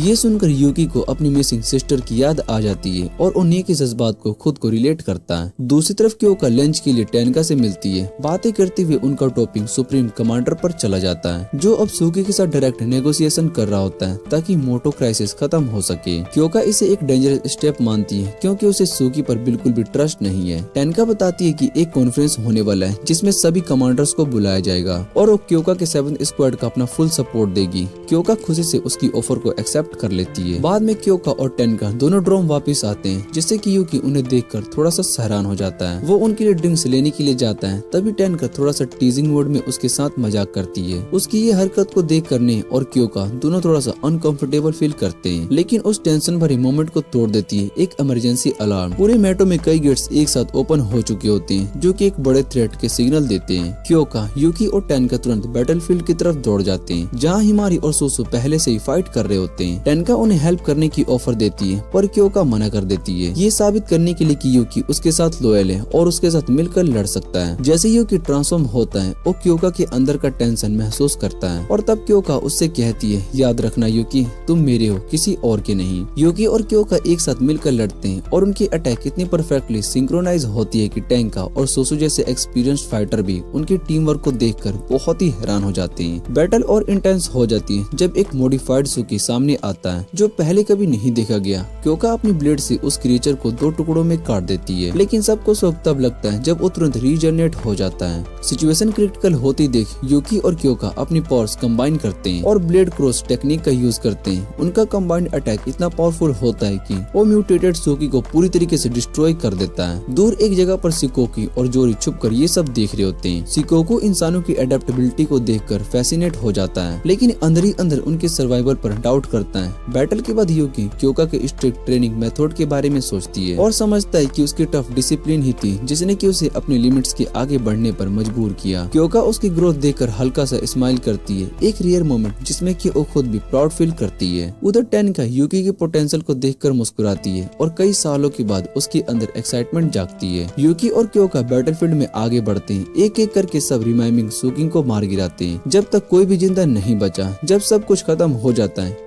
लेकिन क्योका आगे बढ़कर उसके लिप्स पर सॉफ्ट किस करती है, एक ऐसा रिवॉर्ड जो कि शब्दों से ज्यादा कीमती है। दोनों ड्रोम वापस जाते हैं जहाँ पर सब लोग मिलकर शाम की चाय को एंजॉय करते हैं। क्योका सबके सामने यूकी पर प्राउड फील करती है और रूम एक वार्म एटमॉस्फेयर से भर जाता है। तभी टेंका बिना बताए आ जाती है, यूकी के सर पर हाथ रखकर उसकी तारीफ करती है, जिसे देखकर क्योका थोड़ा सा इनोइड होती है और यूकी ये महसूस कर लेता है कि उस मोमेंट में उसके दिमाग में अपना बचपन याद आता है जब कुछ पुलिस ने उस पर अटैक किया था, लेकिन उसकी सिस्टर वहाँ पर आ गई और उन्हें मार भगाया। उस दिन यूकी को स्ट्रेंथ का मतलब समझ आया और जब उसकी सिस्टर ने उसे हक किया, उस मोमेंट ने उसके अंदर कॉन्फिडेंस भर दिया। जब लड़कियां चुपचाप उसकी स्टोरी सुनती है, हर डिटेल में खो जाती है, स्पेशली ये समझने के लिए कि उसकी सिस्टर ने उसकी जिंदगी पर कितना डीप इन्फ्लुएंस किया। कुछ देर के बाद टेनका अपनी क्यूरियोसिटी सेटिस्फाई करके वहाँ से चली जाती है और रूम में सिर्फ एक ही शांत और इमोशनल एटमॉस्फेयर रह जाता है। लंबे बैटल और पुरानी यादों के थकान से थका हुआ एक डिस्टर्बेंस फील करते हैं। उसका एक्सप्रेशन देखकर पूरी टीम समझ जाती है कुछ सीरियस होने वाला है। क्योका बिना टाइम वेस्ट किए सिग्नल देती है और सुसु और हिमारी तुरंत निकल पड़ते हैं, उसको डिस्ट्रॉय करना है। हिमारी तुरंत अपनी स्ट्रेंथ बनाती है और कोको को स्पीड और स्ट्रेंथ दोनों को परफेक्टली मैच करती है। फिर वो लड़ाई रोककर समझाने की कोशिश करती है कि ह्यूमंस और सुकी के बीच पीके के ग्रुप को क्लियर कर रही होती है, लेकिन उसे ये नहीं पता होता है कि उसमें से एक ओबा भी है, एक ह्यूमनॉइड सुकी जो कि कियोस के बीच छुपा हुआ था। उधर यूकी अपना बात खत्म करता है और मिरर में अपने रिफ्लेक्शन को देखकर थोड़ा सा प्राउड फील करता है। उसे लगता है कि वो धीरे धीरे एक छड़ बन रहा है, लेकिन उसके में आती है और अर्जेंट टोन में ओरिजिनल बैटल के बारे में बताती है। बिना सोच विचार के यूकी तुरंत अपना गियर पहनता है और दोनों बैटलफील्ड की तरफ दौड़ पड़ते हैं। वहाँ पहुँचते ही हवा में स्टील के टकराने की आवाज और मॉन्स्टर के चीखने की आवाज गूंज भरती है। इसी बीच क्योका एक डिस्टेंस पर एक जाने पहचाने फिगर को साइलेंटली देखते हुए नोटिस करती है। वो ओबा होती है जो कि मिस्ट के बीच पेंटोम जैसा खड़ी होती है। अचानक ओबा एक काम एक्सप्रेशन के साथ आगे बढ़ती है और वो डिसाइड करती है मिशन कंप्लीट। तब सबको समझ में आता है कि ये पूरा बैटल एक ट्रैप था यूकी को अडॉप्ट करने के लिए। हिमारी और सुसु लड़ाई कंटिन्यू करना चाहती है, लेकिन क्योका उन्हें रोककर कमांड देती है कि सब रिट्रीट कर ले और अगले कॉन्फ्लिक्ट के लिए प्रिपेयर रहें। कुछ देर के बाद यूकी होश में आता है, लेकिन अपने आप को एक अननोन रूम में पाता है। उसका बॉडी अब भी वीक होता है और तभी उसके कानों में एक अजीब सी अनफेमिलियर साउंड गूंजती है। यूकी अपना सिर थोड़ा सा मोड़ता आता है और देखता है कि कोको उसके सामने बैठकर उसके जख्मों को लीक कर रही है, बिल्कुल हेड से लेकर पैर तक। उसके अंदर कंफ्यूजन और डाउट। उसकी बहन सामने आ जाती है। जैसे ही वो कोको को ये सब करते हुए देखती है, वो बिना सोचे क्या कर रही हो तुम। लेकिन तभी नान बीच में आ जाती है और दोनों को रोक लेती है। वो कामली एक्सप्लेन करती है कि कोको किसी को हर्ट नहीं कर रही है, बल्कि उसके पास एक हीलिंग एबिलिटी है। उसकी सलाइवा एक नेचुरल रिस्टोरेटिव की तरह काम करती है, जो कि वाउंड्स को इंस्टेंट हील कर देती है। ये सुनते यूकी शौक में अपनी बॉडी को चेक करता है और रियलाइज करता है कि उसके सारे वाउंड सच में गायब हो चुके हैं। ओबा भी ये देखकर स्माइल करती है और कोको को शुक्रिया करती है, उसको जेंटली पैम्पर करते हुए उसकी तरह एक स्टेप ले। पर उनके लिए वो ऑर्गेनाइजेशन एक एनिमी है जिसमें कि कभी भी ट्रस्ट नहीं किया जा सकता। यूकी उस मोमेंट में उसके अंदर से निकलती ब्लड डस्ट को महसूस करता है। एक एडमायर करती है कि उसका भाई कितना बदल गया है। कहीं पास ही नान और कोको एक दूसरे को देखते हैं, उनके एक्सप्रेशन चली जाती है। उसे कोको और नान के साथ छोड़कर क्यूरियस यूकी उनके विलेज का यूनिक रिसोर्सेज को देख रहा होता है। तब वो देखते हैं कि कोको एक वाइट सी मेटो मशरूम चबा रही होती है। जब वो उसके पास झुककर देखता है तब समझे वो उनकी एक के बाद एक खाना शुरू कर देता है। जब ओबा वापस आती है तो वो शौक में देखकर पूछती है, यूकी ये क्या कर रहे हो। फिर उसे एक क्वाइट क्लिफ साइड पर ले जाती है जहाँ पर हवा में मोटो के वाइल्डनेस की खुशबू होती है। वहाँ ओबा शांत टोन में समझाती है कि उसकी पावर उसके अंदर से आती है और मेटो पीचेस उसके ट्रांसफॉर्मेशन का मेन रीजन बने थे। उधर डोमेट्री में हेनरी सुसु के वांड्स को ट्रीट कर रहा होता है, जबकि ने गिल्ट में कन्फेंस करती कि यूकी को कहीं लोकेट नहीं कर पाई। बाकी स्क्वाड से कॉन्टेक्ट करने के बाद भी कोई क्लू नहीं मिलता और टेंशन हर जगह फैल जाती है, क्योंकि यूकी के कैप्चर से इमोशनली ब्रेक हो जाती है और अपने रूम का डोर लॉक कर लेती है, उस गिल्ट और प्रेशर के वेट के साथ जो कि उसके दिल में बस गया है। सुप्रीम कमांडर के स्ट्रिक्ट ऑर्डर के बावजूद, जिसमें क्लियरली माना गया था कि ह्यूमनॉइड सुकी से कोई भी कॉन्टेक्ट या फिर एंगेजमेंट नहीं होगा, क्योंकि चुप नहीं बैठ पाती। अपने रूम की तन्हाई में बैठी और यूकी के साथ अपने बॉन्ड के बारे में सोचती रहती है और इसी साइलेंस के बीच एक सडन रियलाइजेशन उसके अंदर लाइटनिंग की तरह स्ट्राइक होता है, क्योंकि अब भी जिंदा है और उसका एहसास कर सकती है। बिना टाइम वेस्ट किए वो तुरंत नीचे आती है जहाँ पर बाकी सभी उसका वेट कर रहे होते हैं। उसके अंदर का इंस्टिंक्ट उसे गाइड करता है एक अनस्केबल सर्टेनिटी के साथ, जैसे कि उसके दिल का हिस्सा यूकी से कनेक्टेड हो। ये कनेक्शन अब एक लिविंग बेकबोन बन गया था, जिसमें कि वो मेटो के अंदर कहीं भी यूकी की प्रेजेंस को फील कर सकती थी। क्योका की आंखों में एक नई डिटर्मिनेशन चमकने लगती है। वो तुरंत स्क्वाड को ऑर्गेनाइज करती है, ने को पीछे रुकने और बैकअप प्रिपेयर करने का ऑर्डर देती है, जबकि बाकी सभी को मिशन के लिए रेडी होने को कहती है। जैसे टीम निकलने के लिए प्रिपेयर होती है, एक स्विमिंग पोर्टल उनके सामने खुल जाता है। उसकी एज लिक्विड लाइट की तरह वेव कर रहे होते हैं। उसके अंदर से टेनका अपनी टीम के साथ निकलती है। दोनों स्क्वाड्स एक साथ मिलकर मिशन पर निकल पड़ते हैं। उनका गोल क्लियर है, यूकी को वापस लाना। उधर मेटो के अंदर ओबा यूकी को बताने वाली होती है कि कैसे वो एक सुकी हाइब्रिड बनी, लेकिन तभी नान बीच में बोल पड़ती है। वो अपनी कहानी पहले शेयर करना चाहती है, चाहे वो कितनी भी पेनफुल क्यों ना हो। नान अपनी स्टोरी शेयर करती है। एक टाइम पर वो एक सक्सेसफुल मॉडल थी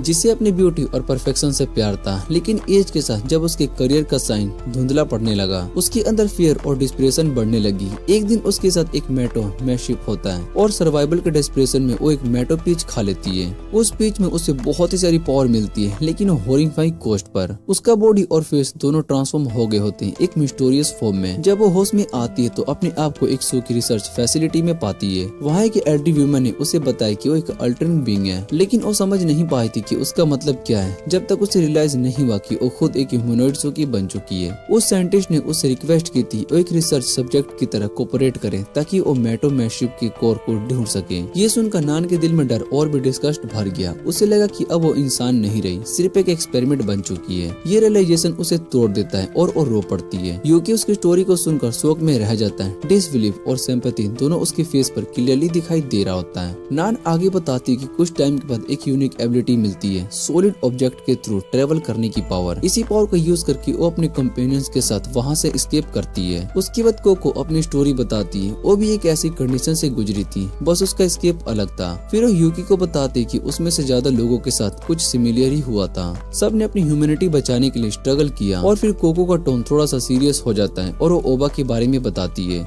ओबा की स्टोरी सबसे ज्यादा पेनफुल थी। जब उसने मेटो पिच खाई थी तो उसका कंट्रोल ऑलमोस्ट चला गया था। वो एक प्योर सुकी बनने की एज पर थी। सालों तक उसने अंदर के मैडनेस और इंस्टेक्ट से लड़ते हुए अपनी ह्यूमैनिटी को बचा के रखा और हर एक दिन नई बैटल लड़ते हुए। वो सब कहते हुए कोको की आंखों में रिस्पेक्ट और दर्द दोनों दिखाई देते हैं। और यूकी को पहली बार समझ में आता है कि उनके लिए सर्वाइवल का मतलब सिर्फ जीना ही नहीं, बल्कि अपने अस्तित्व को बचाए रखना था।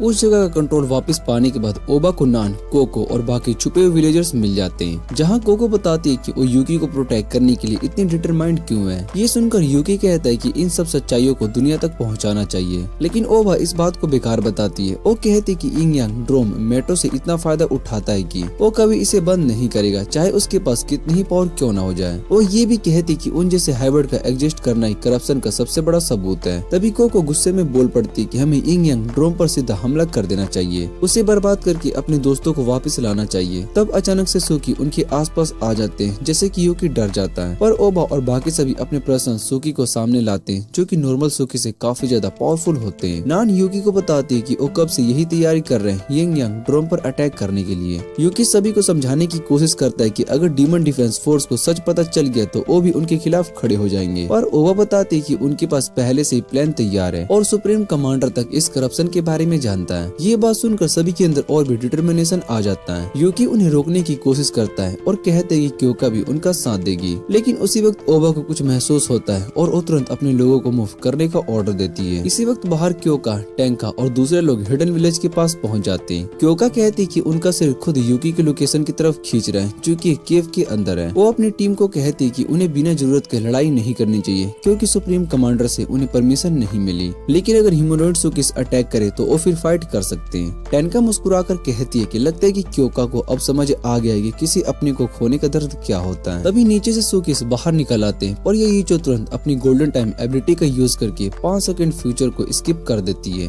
और उन्हें एक ही मूव में खत्म कर देती है। उसके बाद जमीन जोर से हिलने लगती है और कोको अपने बड़े से कुमा को लीडर केव का रास्ता तोड़ देती है। क्योका जल्दी से सुसु और सहारा को कोको को रोकने के लिए भेजती है और खुद बाकी सभी के साथ अंदर यूकी को बचाने के लिए निकल पड़ती है। अंदर आकर सब केव को देखकर बहुत ही हैरान हो जाते हैं, क्योंकि ये इतना बड़ा नेटवर्क है जिससे कि उनके एक्सप्लोरर भी कभी नहीं ढूंढ पाए। टैंका आगे बढ़ने के लिए पोर्टल खोलने वाली होती है कि तभी नान का सूकी उनका रास्ता रोक देता है। इस पर हिमारी और येईचो आगे बढ़ते हैं और कहते हैं कि ये फाइट वो हैंडल करेंगे ताकि क्योका और टैंका आगे बढ़ सके। याचियो बहुत ही खुश हो जाती है कि वो अपनी सिस्टर हिमारी के साथ मिलकर फाइट करने वाली है। केव के अंदर हम देखते हैं कि यूकी ओबा के साथ ही मौजूद है। तभी क्योका और टैंका वहाँ पर पहुँच जाते हैं। ओबा उन्हें समझाने की कोशिश करती है, लेकिन जब वो देखती है कि टैंका बिना मुश्किल के यूकी को वहाँ से टेलीपोर्ट कर देती है तो उसका गुस्सा फिर से धधक उठता है। क्योंकि यूकी को एक और ज्यादा सेफ जगह पर ले जाती है, जो हिडन विलेज के अंदर एक अलग कमरा होता है। वहाँ पहुँचने के बाद वो उसके करीब आती है और यूकी को जिंदा लौटने पर उसे रिवॉर्ड देने की कोशिश करती है। कोको प्यार से यूकी की उंगलियों को चूसना शुरू कर देती है, जिससे कि टैंका शर्मा कर अपना चेहरा हटा लेती है। पर कुछ देर के बाद वो भी शर्मा कर यूकी की उंगलियों को चाटने लगती है। लेकिन इससे पहले ये सीन आगे बढ़ता, ओबा गुस्से में वहाँ पर आ जाती है और उन्हें देखते ही उसका गुस्सा फट जाता है। वो तुरंत उस पर हमला करने के लिए जा रही होती है, पर यूकी बीच में आकर उसे शांत रहने के लिए कहता है। दूसरी तरफ ड्रोम में ने सबके वापस आने का वेट कर रही होती है। वो उनके लिए खाना बनाती है, फोटोन सेट करती है और पूरे ड्रोम को सफाई करती है। अंदर से वो बहुत ही परेशान भी होती है, लेकिन फिर भी पॉजिटिव रहने की कोशिश करती है। इधर सुसु और सहारा कोको को रोकने की कोशिश करते हैं, पर कोको कहती है कि वो लड़ाई से पीछे नहीं हटने वाली, इसलिए अब उन्हें भी लड़ना पड़ता है और उनके बीच बैटल शुरू हो जाती है। उन्हें पता नहीं होता है कि जूरियो दूर से ये सब कुछ देख रही होती है और उनका लोकेशन सीक्रेटली ट्रैक कर रही होती है। वापस केव के अंदर यूकी ओबा से कहता है कि वो लड़ाई रोक दे और उनकी कहानी कोको और टैंका को बता दे। यूकी उन्हें ओबा के पास्ट के बारे में बताता है, जिसे सुनने के बाद कोको कहती है कि अगर ओबा की कहानी सच है तो यिंग यांग ड्रोम को बर्बाद करने में उसका साथ देगी, पर ओबा साफ मना कर देती है और कहती है कि जो भी बीच में आएगा, चाहे कमांडर हो या दोस्त, वो उसे भी नुकसान पहुंचाएगी। कोको फिर यूकी की तरफ देखकर कहती है अगर ओबा नहीं रुकी तो डीमन डिफेंस फोर्स की ड्यूटी के हिसाब से उसे लड़ना ही पड़ेगा। तभी ओबा अपनी एबिलिटी से यूकी को बांध देती है और अपना यूनिकॉर्न सूकी समन करके कोको पर अटैक कर देती है, जबकि खुद टैंका से लड़ने के लिए खड़ी हो जाती है। लड़ाई शुरू होने से पहले ही टैंका उसका मजाक उड़ा देती है और उसे सिस्टर इन लॉ कहकर चिढ़ाती है, जिससे ओबा और भी ज्यादा गुस्से में आ जाती है। बाहर बैटलफील्ड पर कोको अपनी फुल स्पीड और ब्रूट स्ट्रेंथ से सहारा को बार बार पीछे धकेल देती है। सहारा काउंटर करने की कोशिश करती है, पर कोको का मूवमेंट इतना अनप्रेडिक्टेबल होता है कि उसके अटैक का कोई असर नहीं होता। जैसे ही कोको का सूकी सहारा को पूरा निगलने वाला होता है, सुसु बीच में कूद पड़ती है और सहारा को बचा लेती है। वो सूकी को कुचलने की कोशिश करती है, लेकिन उसकी डिफेंस पावर बहुत ही ज्यादा होती है और कोको उन्हें चिढ़ाती है कि वो दोनों उसके सामने बिल्कुल भी बेकार है। दूसरी तरफ हिमारी और येईचो नान के सूकी से लड़ रहे होते हैं। थक कर येईचो अपना गोल्डन टाइम एक्टिवेट कर देती है, जिससे कि वो टाइम को रोक देती है और सूकी को एक ही मुंह में गिरा देती है। लेकिन गिरते वक्त सूकी पलट वार करता है और येईचो के कपड़े को चीर चीर देता है और शर्मिंदगी के बावजूद खुशी होती है कि कम से कम वो लड़ाई जीत गई। पर जैसे ही वो हिमारी की तरफ देखती है उसे समझ में आता है कि हिमारी अब खुद नान के सामने कॉर्नर हो गई है। दूर से सब कुछ देख रही जूरी अब तुरंत वहाँ से चली जाती है ताकि सुकोको को भी सब कुछ रिपोर्ट कर सके। बेस पर पहुँचते सुकोको अपने पारंपरिक वस्त्र पहनती है और घोषणा करती कि अब वक्त आ चुका है ओबा और बाकी सभी अपने असली रूप यानी कि देवता के रूप में दिखने का। इसी के साथ ही दूसरी तरफ ने डोमेट्री के बाहर खड़ी होती है और उसकी ड्यूटी यूनिफॉर्म एकदम सही तरह पहनी हुई, हाथ जोड़े हुए वो चुपचाप यूकी और सभी की सुरक्षा के लिए प्रार्थना कर रही होती है। इधर छुपे हुए गांव के अंदर जंग का तांडव मचा होता है। ओबा तेज चमक वाली रोशनी से बीम बरसाती है जिनको देखकर कुको और टेनिका को लगातार बीच पर घूमना पड़ता है, वरना पल भर में सब कुछ विनाश हो सकता था।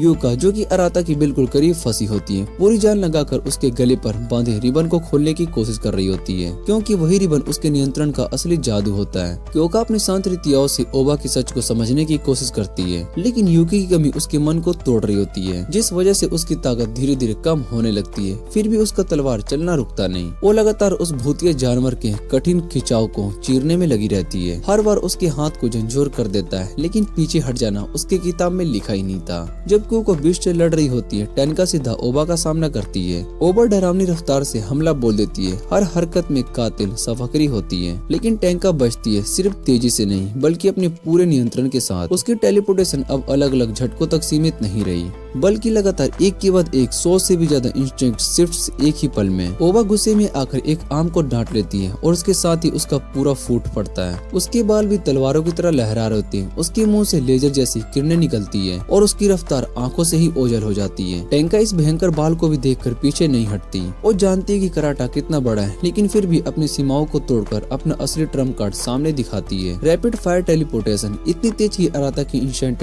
दृष्टि भी उसका ट्रैक नहीं कर पाती। ओबा फिर अपनी राजनीति बदलती है, अब वो टेंका को थकाने की इरादे से लगातार हमला जारी रखती है क्योंकि वो जानती है कि हर वार की एक सीमा होती है और इंसान की भी। कोको जमीन पर गिर जाती है और अपने ही खून में दम घुटने लगती है। वो मुश्किल से अपनी सलाइवा से अपने आप को रीजनरेट करने की कोशिश करती है। तभी चारों तरफ से अंधेरे नए नए सूकी निकल आते हैं। सहारा लगातार लड़ाई से थक चुकी होती है और लड़खड़ाने लगती है जिसके बाद सुसु अकेले ही उन सूकी का सामना करने के लिए खड़ी रहती है। उधर छुपे हुए गाँव के सबसे गहरे हिस्सों में एक और खतरनाक लड़ाई चल रही होती है। हिमारी नान की तलवार से जख्मी होकर नीचे गिर जाती है और उसका खून जमीन पर फैलने लगता है। याचियो तुरंत रिएक्ट करती है और अपनी प्राइम टाइम एबिलिटी का यूज करके वापस वक्त को पलट देती है ताकि वो हिमारी की मौत को पलट कर सके। लेकिन नान भी रुकती नहीं है और बिल्कुल भी अनप्रिडिक्टेबल तरीके से हमला करना शुरू कर देती है जिससे ये यूचो को बार बार अपनी एबिलिटी यूज करना पड़ता है और हर रीसेट के बाद उसकी बॉडी लगातार थकी जा रही होती है। हिमारी फिर से खड़ी हो जाती है और उसका गुस्सा फिर से धधक उठता है। वो पागलों की तरह सूकी को काट देती है। यूचो उसे रोकने की कोशिश करती है और कहती है अगर उसने इतना स्टैंड लिया तो वो कोलैप्स हो सकती है लेकिन हिमारी पीछे हटने से इनकार कर देती है। उसके हाथों पर एक जंगली सी स्माइल आ जाती है और उसका शरीर बदलना शुरू हो जाता है। उसके बाल एकदम से निखर कर एक कैनोन की तरह बदल जाते हैं और उसके शरीर पर अजीब सी चमत्कार आर्मर बन जाती है। ये वो रूप था जिसने उसे डीमन डिफेंस फोर्स की ट्रेनिंग के दौरान हासिल किया था। याचियो उस रूप को देखकर हैरान हो जाती है जब हिमारी एक भयंकर हमला करती है जिससे पूरी केवी हिल उठती है और नान का छुपा हुआ शैतान भी सामने आ जाता है। फिर याचियो सही टाइमिंग पर रिवाइंड का यूज करके नान की मूवमेंट को रोक देती है जिससे हिमारी को मौका मिल जाता है उस पर सीधा हमला करने का। इस हमले से नान गहरी चोट खा लेती है और वो वहीं पर गिर पड़ती है। नान धीरे से कहती है कि वो दोबारा से ओबा के पास लौट आएगी पर हिमारी उसकी बात को ठुकरा देती है। उसकी आंखों में एक ऐसी दृढ़ इच्छा चल रही होती है जो किसी का दिया हुआ स्वीकार नहीं करती। याचियो सेंचुरी देने की बात करती है लेकिन हिमारी बदल चुकी होती है, वो पहले से कहीं ज्यादा खतरनाक हो गई होती है। उधर मुखिया बैटलफील्ड में टेंका लगातार जगह बदल कर टेलीपोर्ट कर रही होती है और अपना ट्रैप सेट कर रही होती है। जैसे ही वो ज्यादा आगे बढ़ जाती है टेंका उसको कॉर्नर में फंसा देती है और क्योका को अटैक करने का मौका मिल जाता है। ओबा हिला दी जाती है और वो तुरंत रिकवर कर लेती है। टेंका ओमोनिटर का यूज करके ओबा को अपनी पकड़ में ले लेती है पर वो हमला करने में हिचकिचाती है क्योंकि वो यूकी की बहन को चोट नहीं पहुंचाना चाहती। ये हिचकिचाहट उसको महंगी पड़ती है। एक भयानक बीम उसके शरीर को चीर देती है और वो जमीन पर यूकी के पास गिर पड़ती है। सांस फूलती हुई वो यूकी को बताती है कि ओबा की शक्ति अब पहले से बहुत ही खतरनाक होती जा रही है। उसकी ये बात सुनकर अराता के अंदर और भी कंफ्यूजन और गुस्से का एक साथ जग जाता है, क्योंकि वो समझ नहीं पा रही होती कि उसके अंदर का ये नया एहसास क्या है। जैसे ही अराता फील होती है, क्योको उस मूवमेंट का फायदा उठाती है और ज्यादा तेज गति से हमला कर देती है। तभी कुछ देर के बाद कोको और नान घायल हालत में वापस आ जाते हैं। फिर उसके बाद सुसु, सहारा, हिमारी और यूचो भी यूकी के पास पहुंच जाते हैं। अब ओबा चारों तरफ से घिरी जा चुकी होती है, लेकिन फिर भी वो झुकने से इनकार कर देती है और कहती है कि जब तक यूनियन ड्रोम को तबाह नहीं कर देती तब तक वो हार नहीं मानेगी। और वहीं से बैटलफील्ड का रूप बदलना शुरू हो जाता है। तभी अचानक पूरे कैरवन की छत फट जाती है और ऊपर से तेज रोशनी नीचे गिरने लगती है, जैसे कोई दिव्य शक्ति उतर रही हो। वहीं से जोरियो नीचे आती है और उसके साथ सिकोको भी होती है। नान और कोको भी बिना किसी कोशिश की अपनी शक्ति का इस्तेमाल करके वहीं पर ही रोक लेती है। उनके पास खुद को कंट्रोल करने का मौका ही नहीं बचता। सिकोको आगे बढ़कर सबके सामने खड़ी हो जाती है। उसकी आवाज ठंडी और हुक्म चलाने वाली होती है। वो कोको और दूसरे कमजोर सुकी से अपना रिश्ता तोड़ देती है और अपनी असली पहचान सामने लाती है। वो अस्तम थंडर गॉड है, जो कि दुनिया के अंदर मैटो के सारे सुकी पर राज करती है। उसका सिर्फ नाम ही इतना भारी होता है कि यूकी और क्योको दोनों वहीं के वहीं जम जाते हैं। अपनी शक्ति का सबूत देने के लिए सिकोको सिर्फ एक ही हल्का सा इशारा करती है और कोको के टुकड़े हुए शरीर एक ही पल में उड़ा देती है। इसके बाद वो ओबा के बैंड पर अपना हाथ डालती है और उसे कनेक्शन को तोड़ देती है। ओबा कसो की दर्द और पागलपन में मुरझ जाता है और उसकी वफादारी बदलकर सीधा सिकोको के कब्जे में चली जाती है और एक बड़े डरावने दरिंदे में बदल जाती है। वो दरिंदा अपनी पहली मालकिना ओबा पर ही टूट पड़ता है। ओबा शोक में जम जाती है और कुछ भी नहीं कर पाती। तभी उसी पल यूकी का बदन तेज रोशनी से चमक उठता है और वो अपना रूप बदल लेता है। क्योको तुरंत उसकी पीठ पर जम करके बैठ जाती है और दोनों मिलकर ओबा को बचाने के लिए सुकी पर हमला कर देते हैं। उधर ड्रो में ने का सेंसर एकदम से हाई एनर्जी स्पाइक्स पकड़ लेते हैं। जब वो उन रीडिंग्स को प्रॉपर्ली चेक करती है तो उसे यकीन होता है कि यूकी और बाकी सभी लोग अब सीधा सिकोको के सामने खड़े हैं। उसके दिल में एक ठंडी सी डर की लहर दौड़ जाती है, क्योंकि अब उसको अंदाजा हो जाता है कि उनका दुश्मन कितना ज्यादा खतरनाक है। बहुत साल पहले क्योका भी एक आम सी लड़की थी जो कि अपने गांव में शांति से रहती थी। उसे लगता था कि उसकी जिंदगी हमेशा से ऐसी ही रहेगी, पर एक मेट्रो एक्सीडेंट ने उसका पूरा गांव ही तबाह कर दिया। उस दिन की चोट और दर्द उसके दिल में हमेशा के लिए बस गया। उसी दिन से उसने फैसला कर लिया कि वो इतनी स्ट्रॉन्ग बनेगी कि फिर से कभी किसी उन जैसे हालात में ना डूबना पड़े उसे। अब वर्तमान में यूकी और क्योको उस बदले हुए ओबा के सुकी से जान लगाकर लड़ रहे होते हैं। वो दरिंदा उनके सामने पहाड़ की तरह खड़ा होता है और बिना रुके हमला करता रहता है। यूकी उसकी पावर से दबा हुआ महसूस करता है, पर पीछे हटने की वजह इनकार कर देता है। वो अपना पूरा हौसला जोड़कर आगे बढ़ता है और अपने दांतों से उसकी तेज बाजू को काट कर तोड़ देता है। ये देखकर हट्टा कट्टा सिकोकी भी कुछ पल के लिए गौर से देखने लगती है। यूकी का अटैक क्योका को एक छोटा सा मौका देता है, जिससे कि वो खोने नहीं देती। गुस्से और पुराने दर्द के साथ क्योको अपनी पूरी ट्रेनिंग और सालों की तकलीफ को एक ही बार में बदल देती है। यूकी अपनी एबिलिटी से बनी हुए चेन से उस जानवर के हाथ पर बांध देता है, जिससे कि वो हिल भी नहीं पाता। रास्ता साफ होने के बाद क्योको तेज गति से आगे बढ़ती है और अपनी पूरी शक्ति का इस्तेमाल करते हुए एक भयानक हमला कर देती है। उसका सलेस इतना ज्यादा खतरनाक होता है और पावरफुल होता है कि वो दरिंदा को 2 टुकड़ों में काट देती है। पूरे बैटलफील्ड में एकदम से सन्नाटा छा जाता है। यूकी और बाकी सभी लोग हैरानी से देखते हैं कि सुकी का लाश जमीन पर गिर गया है। सिकोको, जो कि कोको की शक्ति को ऑब्जर्व कर रही होती है, धीरे धीरे अंधेरे में चली जाती है, लेकिन जाते वक्त उसकी नजर क्योका पर नहीं बल्कि यूकी पर टिक जाती है। क्योका अपनी तलवार को ऊपर उठाती है और इस जीत को अपने तबाह हुए गांव की याद को समर्पित करती है।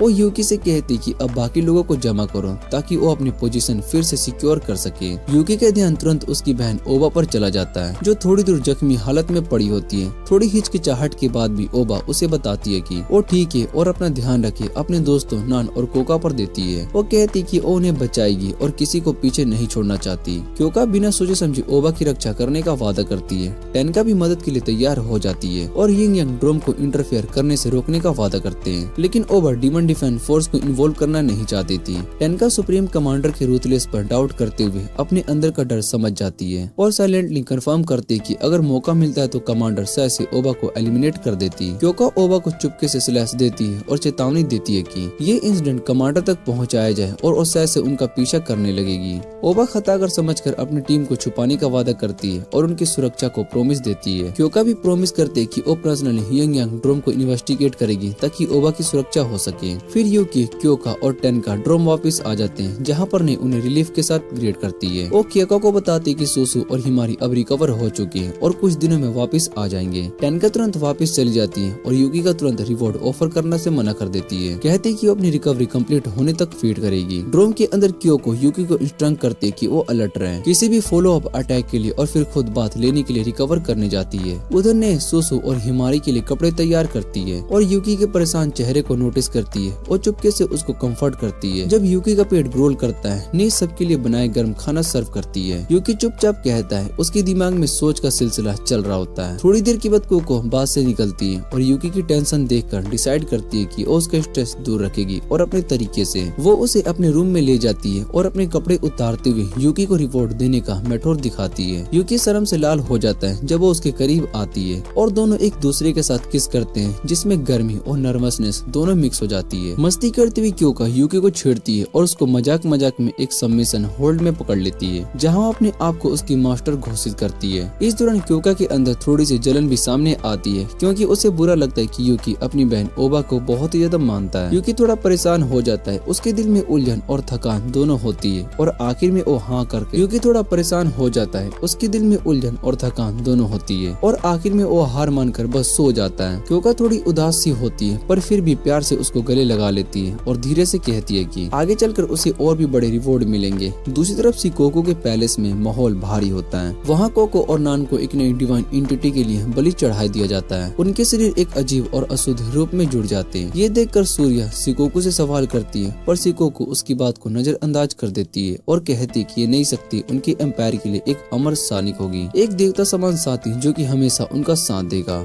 अगली सुबह यूकी और उसके दोस्तों के चेहरे पर मुस्कुराहट होती है। वो अपनी जीत का जश्न मना रहे होते हैं। यूकी सभी के लिए एक बढ़िया फीस्ट तैयार करता है जिसे देखकर सभी खुश हो जाते हैं। तभी टेनका वहाँ पर आ जाती है और यूकी की कुकिंग के बारे में पहले से ही बहुत कुछ सुन चुकी होती है और उसका खाना चखने के लिए बहुत ही ज्यादा खुश होती है। यूकी जैसे ही अपनी जीत पर एक छोटी सी स्पीच देने लगता है, सुसु बीच में ही बोल पड़ती है कि बिना रुके खाना खाना शुरू कर देती है। अब सब लोग हंसने लगते हैं और माहौल पूरा हल्का फुल्का बन जाता है। जश्न के दौरान हिमारी और येइचो के बीच कुछ प्यारे पल बनते हैं। सुसु और सहारा के बीच में दोस्ती बढ़ती है और टेनका मजाक में क्योका को छेड़ती है, कहकर कि यूकी को उसके साथ शेयर करे। सभी लोग मिलकर मुस्कुराते हैं और दोस्ती के पल का बीता हुआ आनंद लेते हैं। रात को यूकी अपने कमरे में आता है जहाँ उसे एक छोटा सा स्टिकर मिलता है जो कि ओबा ने छोड़ा था। उस स्टिकर को हाथ में लेकर अपने और ओबा के बीच की आखिरी पल को याद करता है। उस समय जब उन्होंने ओबा के सुकी को हरा दिया था, तब क्योको ने कसम खाई थी कि वो सुप्रीम कमांडर बनेगी, यिंग यांग ड्रोम को तोड़ देगी, अराता को आजाद करेगी और ओबा के लिए इलाज ढूंढेगी। ओबा ने यूकी को क्योको के हवाले करते हुए उससे कहा था कि वो अपना ख्याल रखे। जैसे ही उनका छुपा हुआ गांव गिर रहा था, यूकी ने ओबा से कहा था कि उसका सपना है कि एक दिन उसका हीरो बनने का। ओबा मुस्कुराकर कहती कि अब तुम मेरी जगह वो इलाज ढूंढो जो कि मुझे बचा सके। उस दिन के बाद से यूकी का जीवन बदल गया। अब वो बस हीरो बनने के लिए नहीं बल्कि अपनी बहन को बचाने के लिए लड़ रहा था। अगली सुबह यूकी उठता है और वो देखता है कि टैंका उसके ऊपर बैठी हुई है और अपना रिवॉर्ड मांग रही होती है।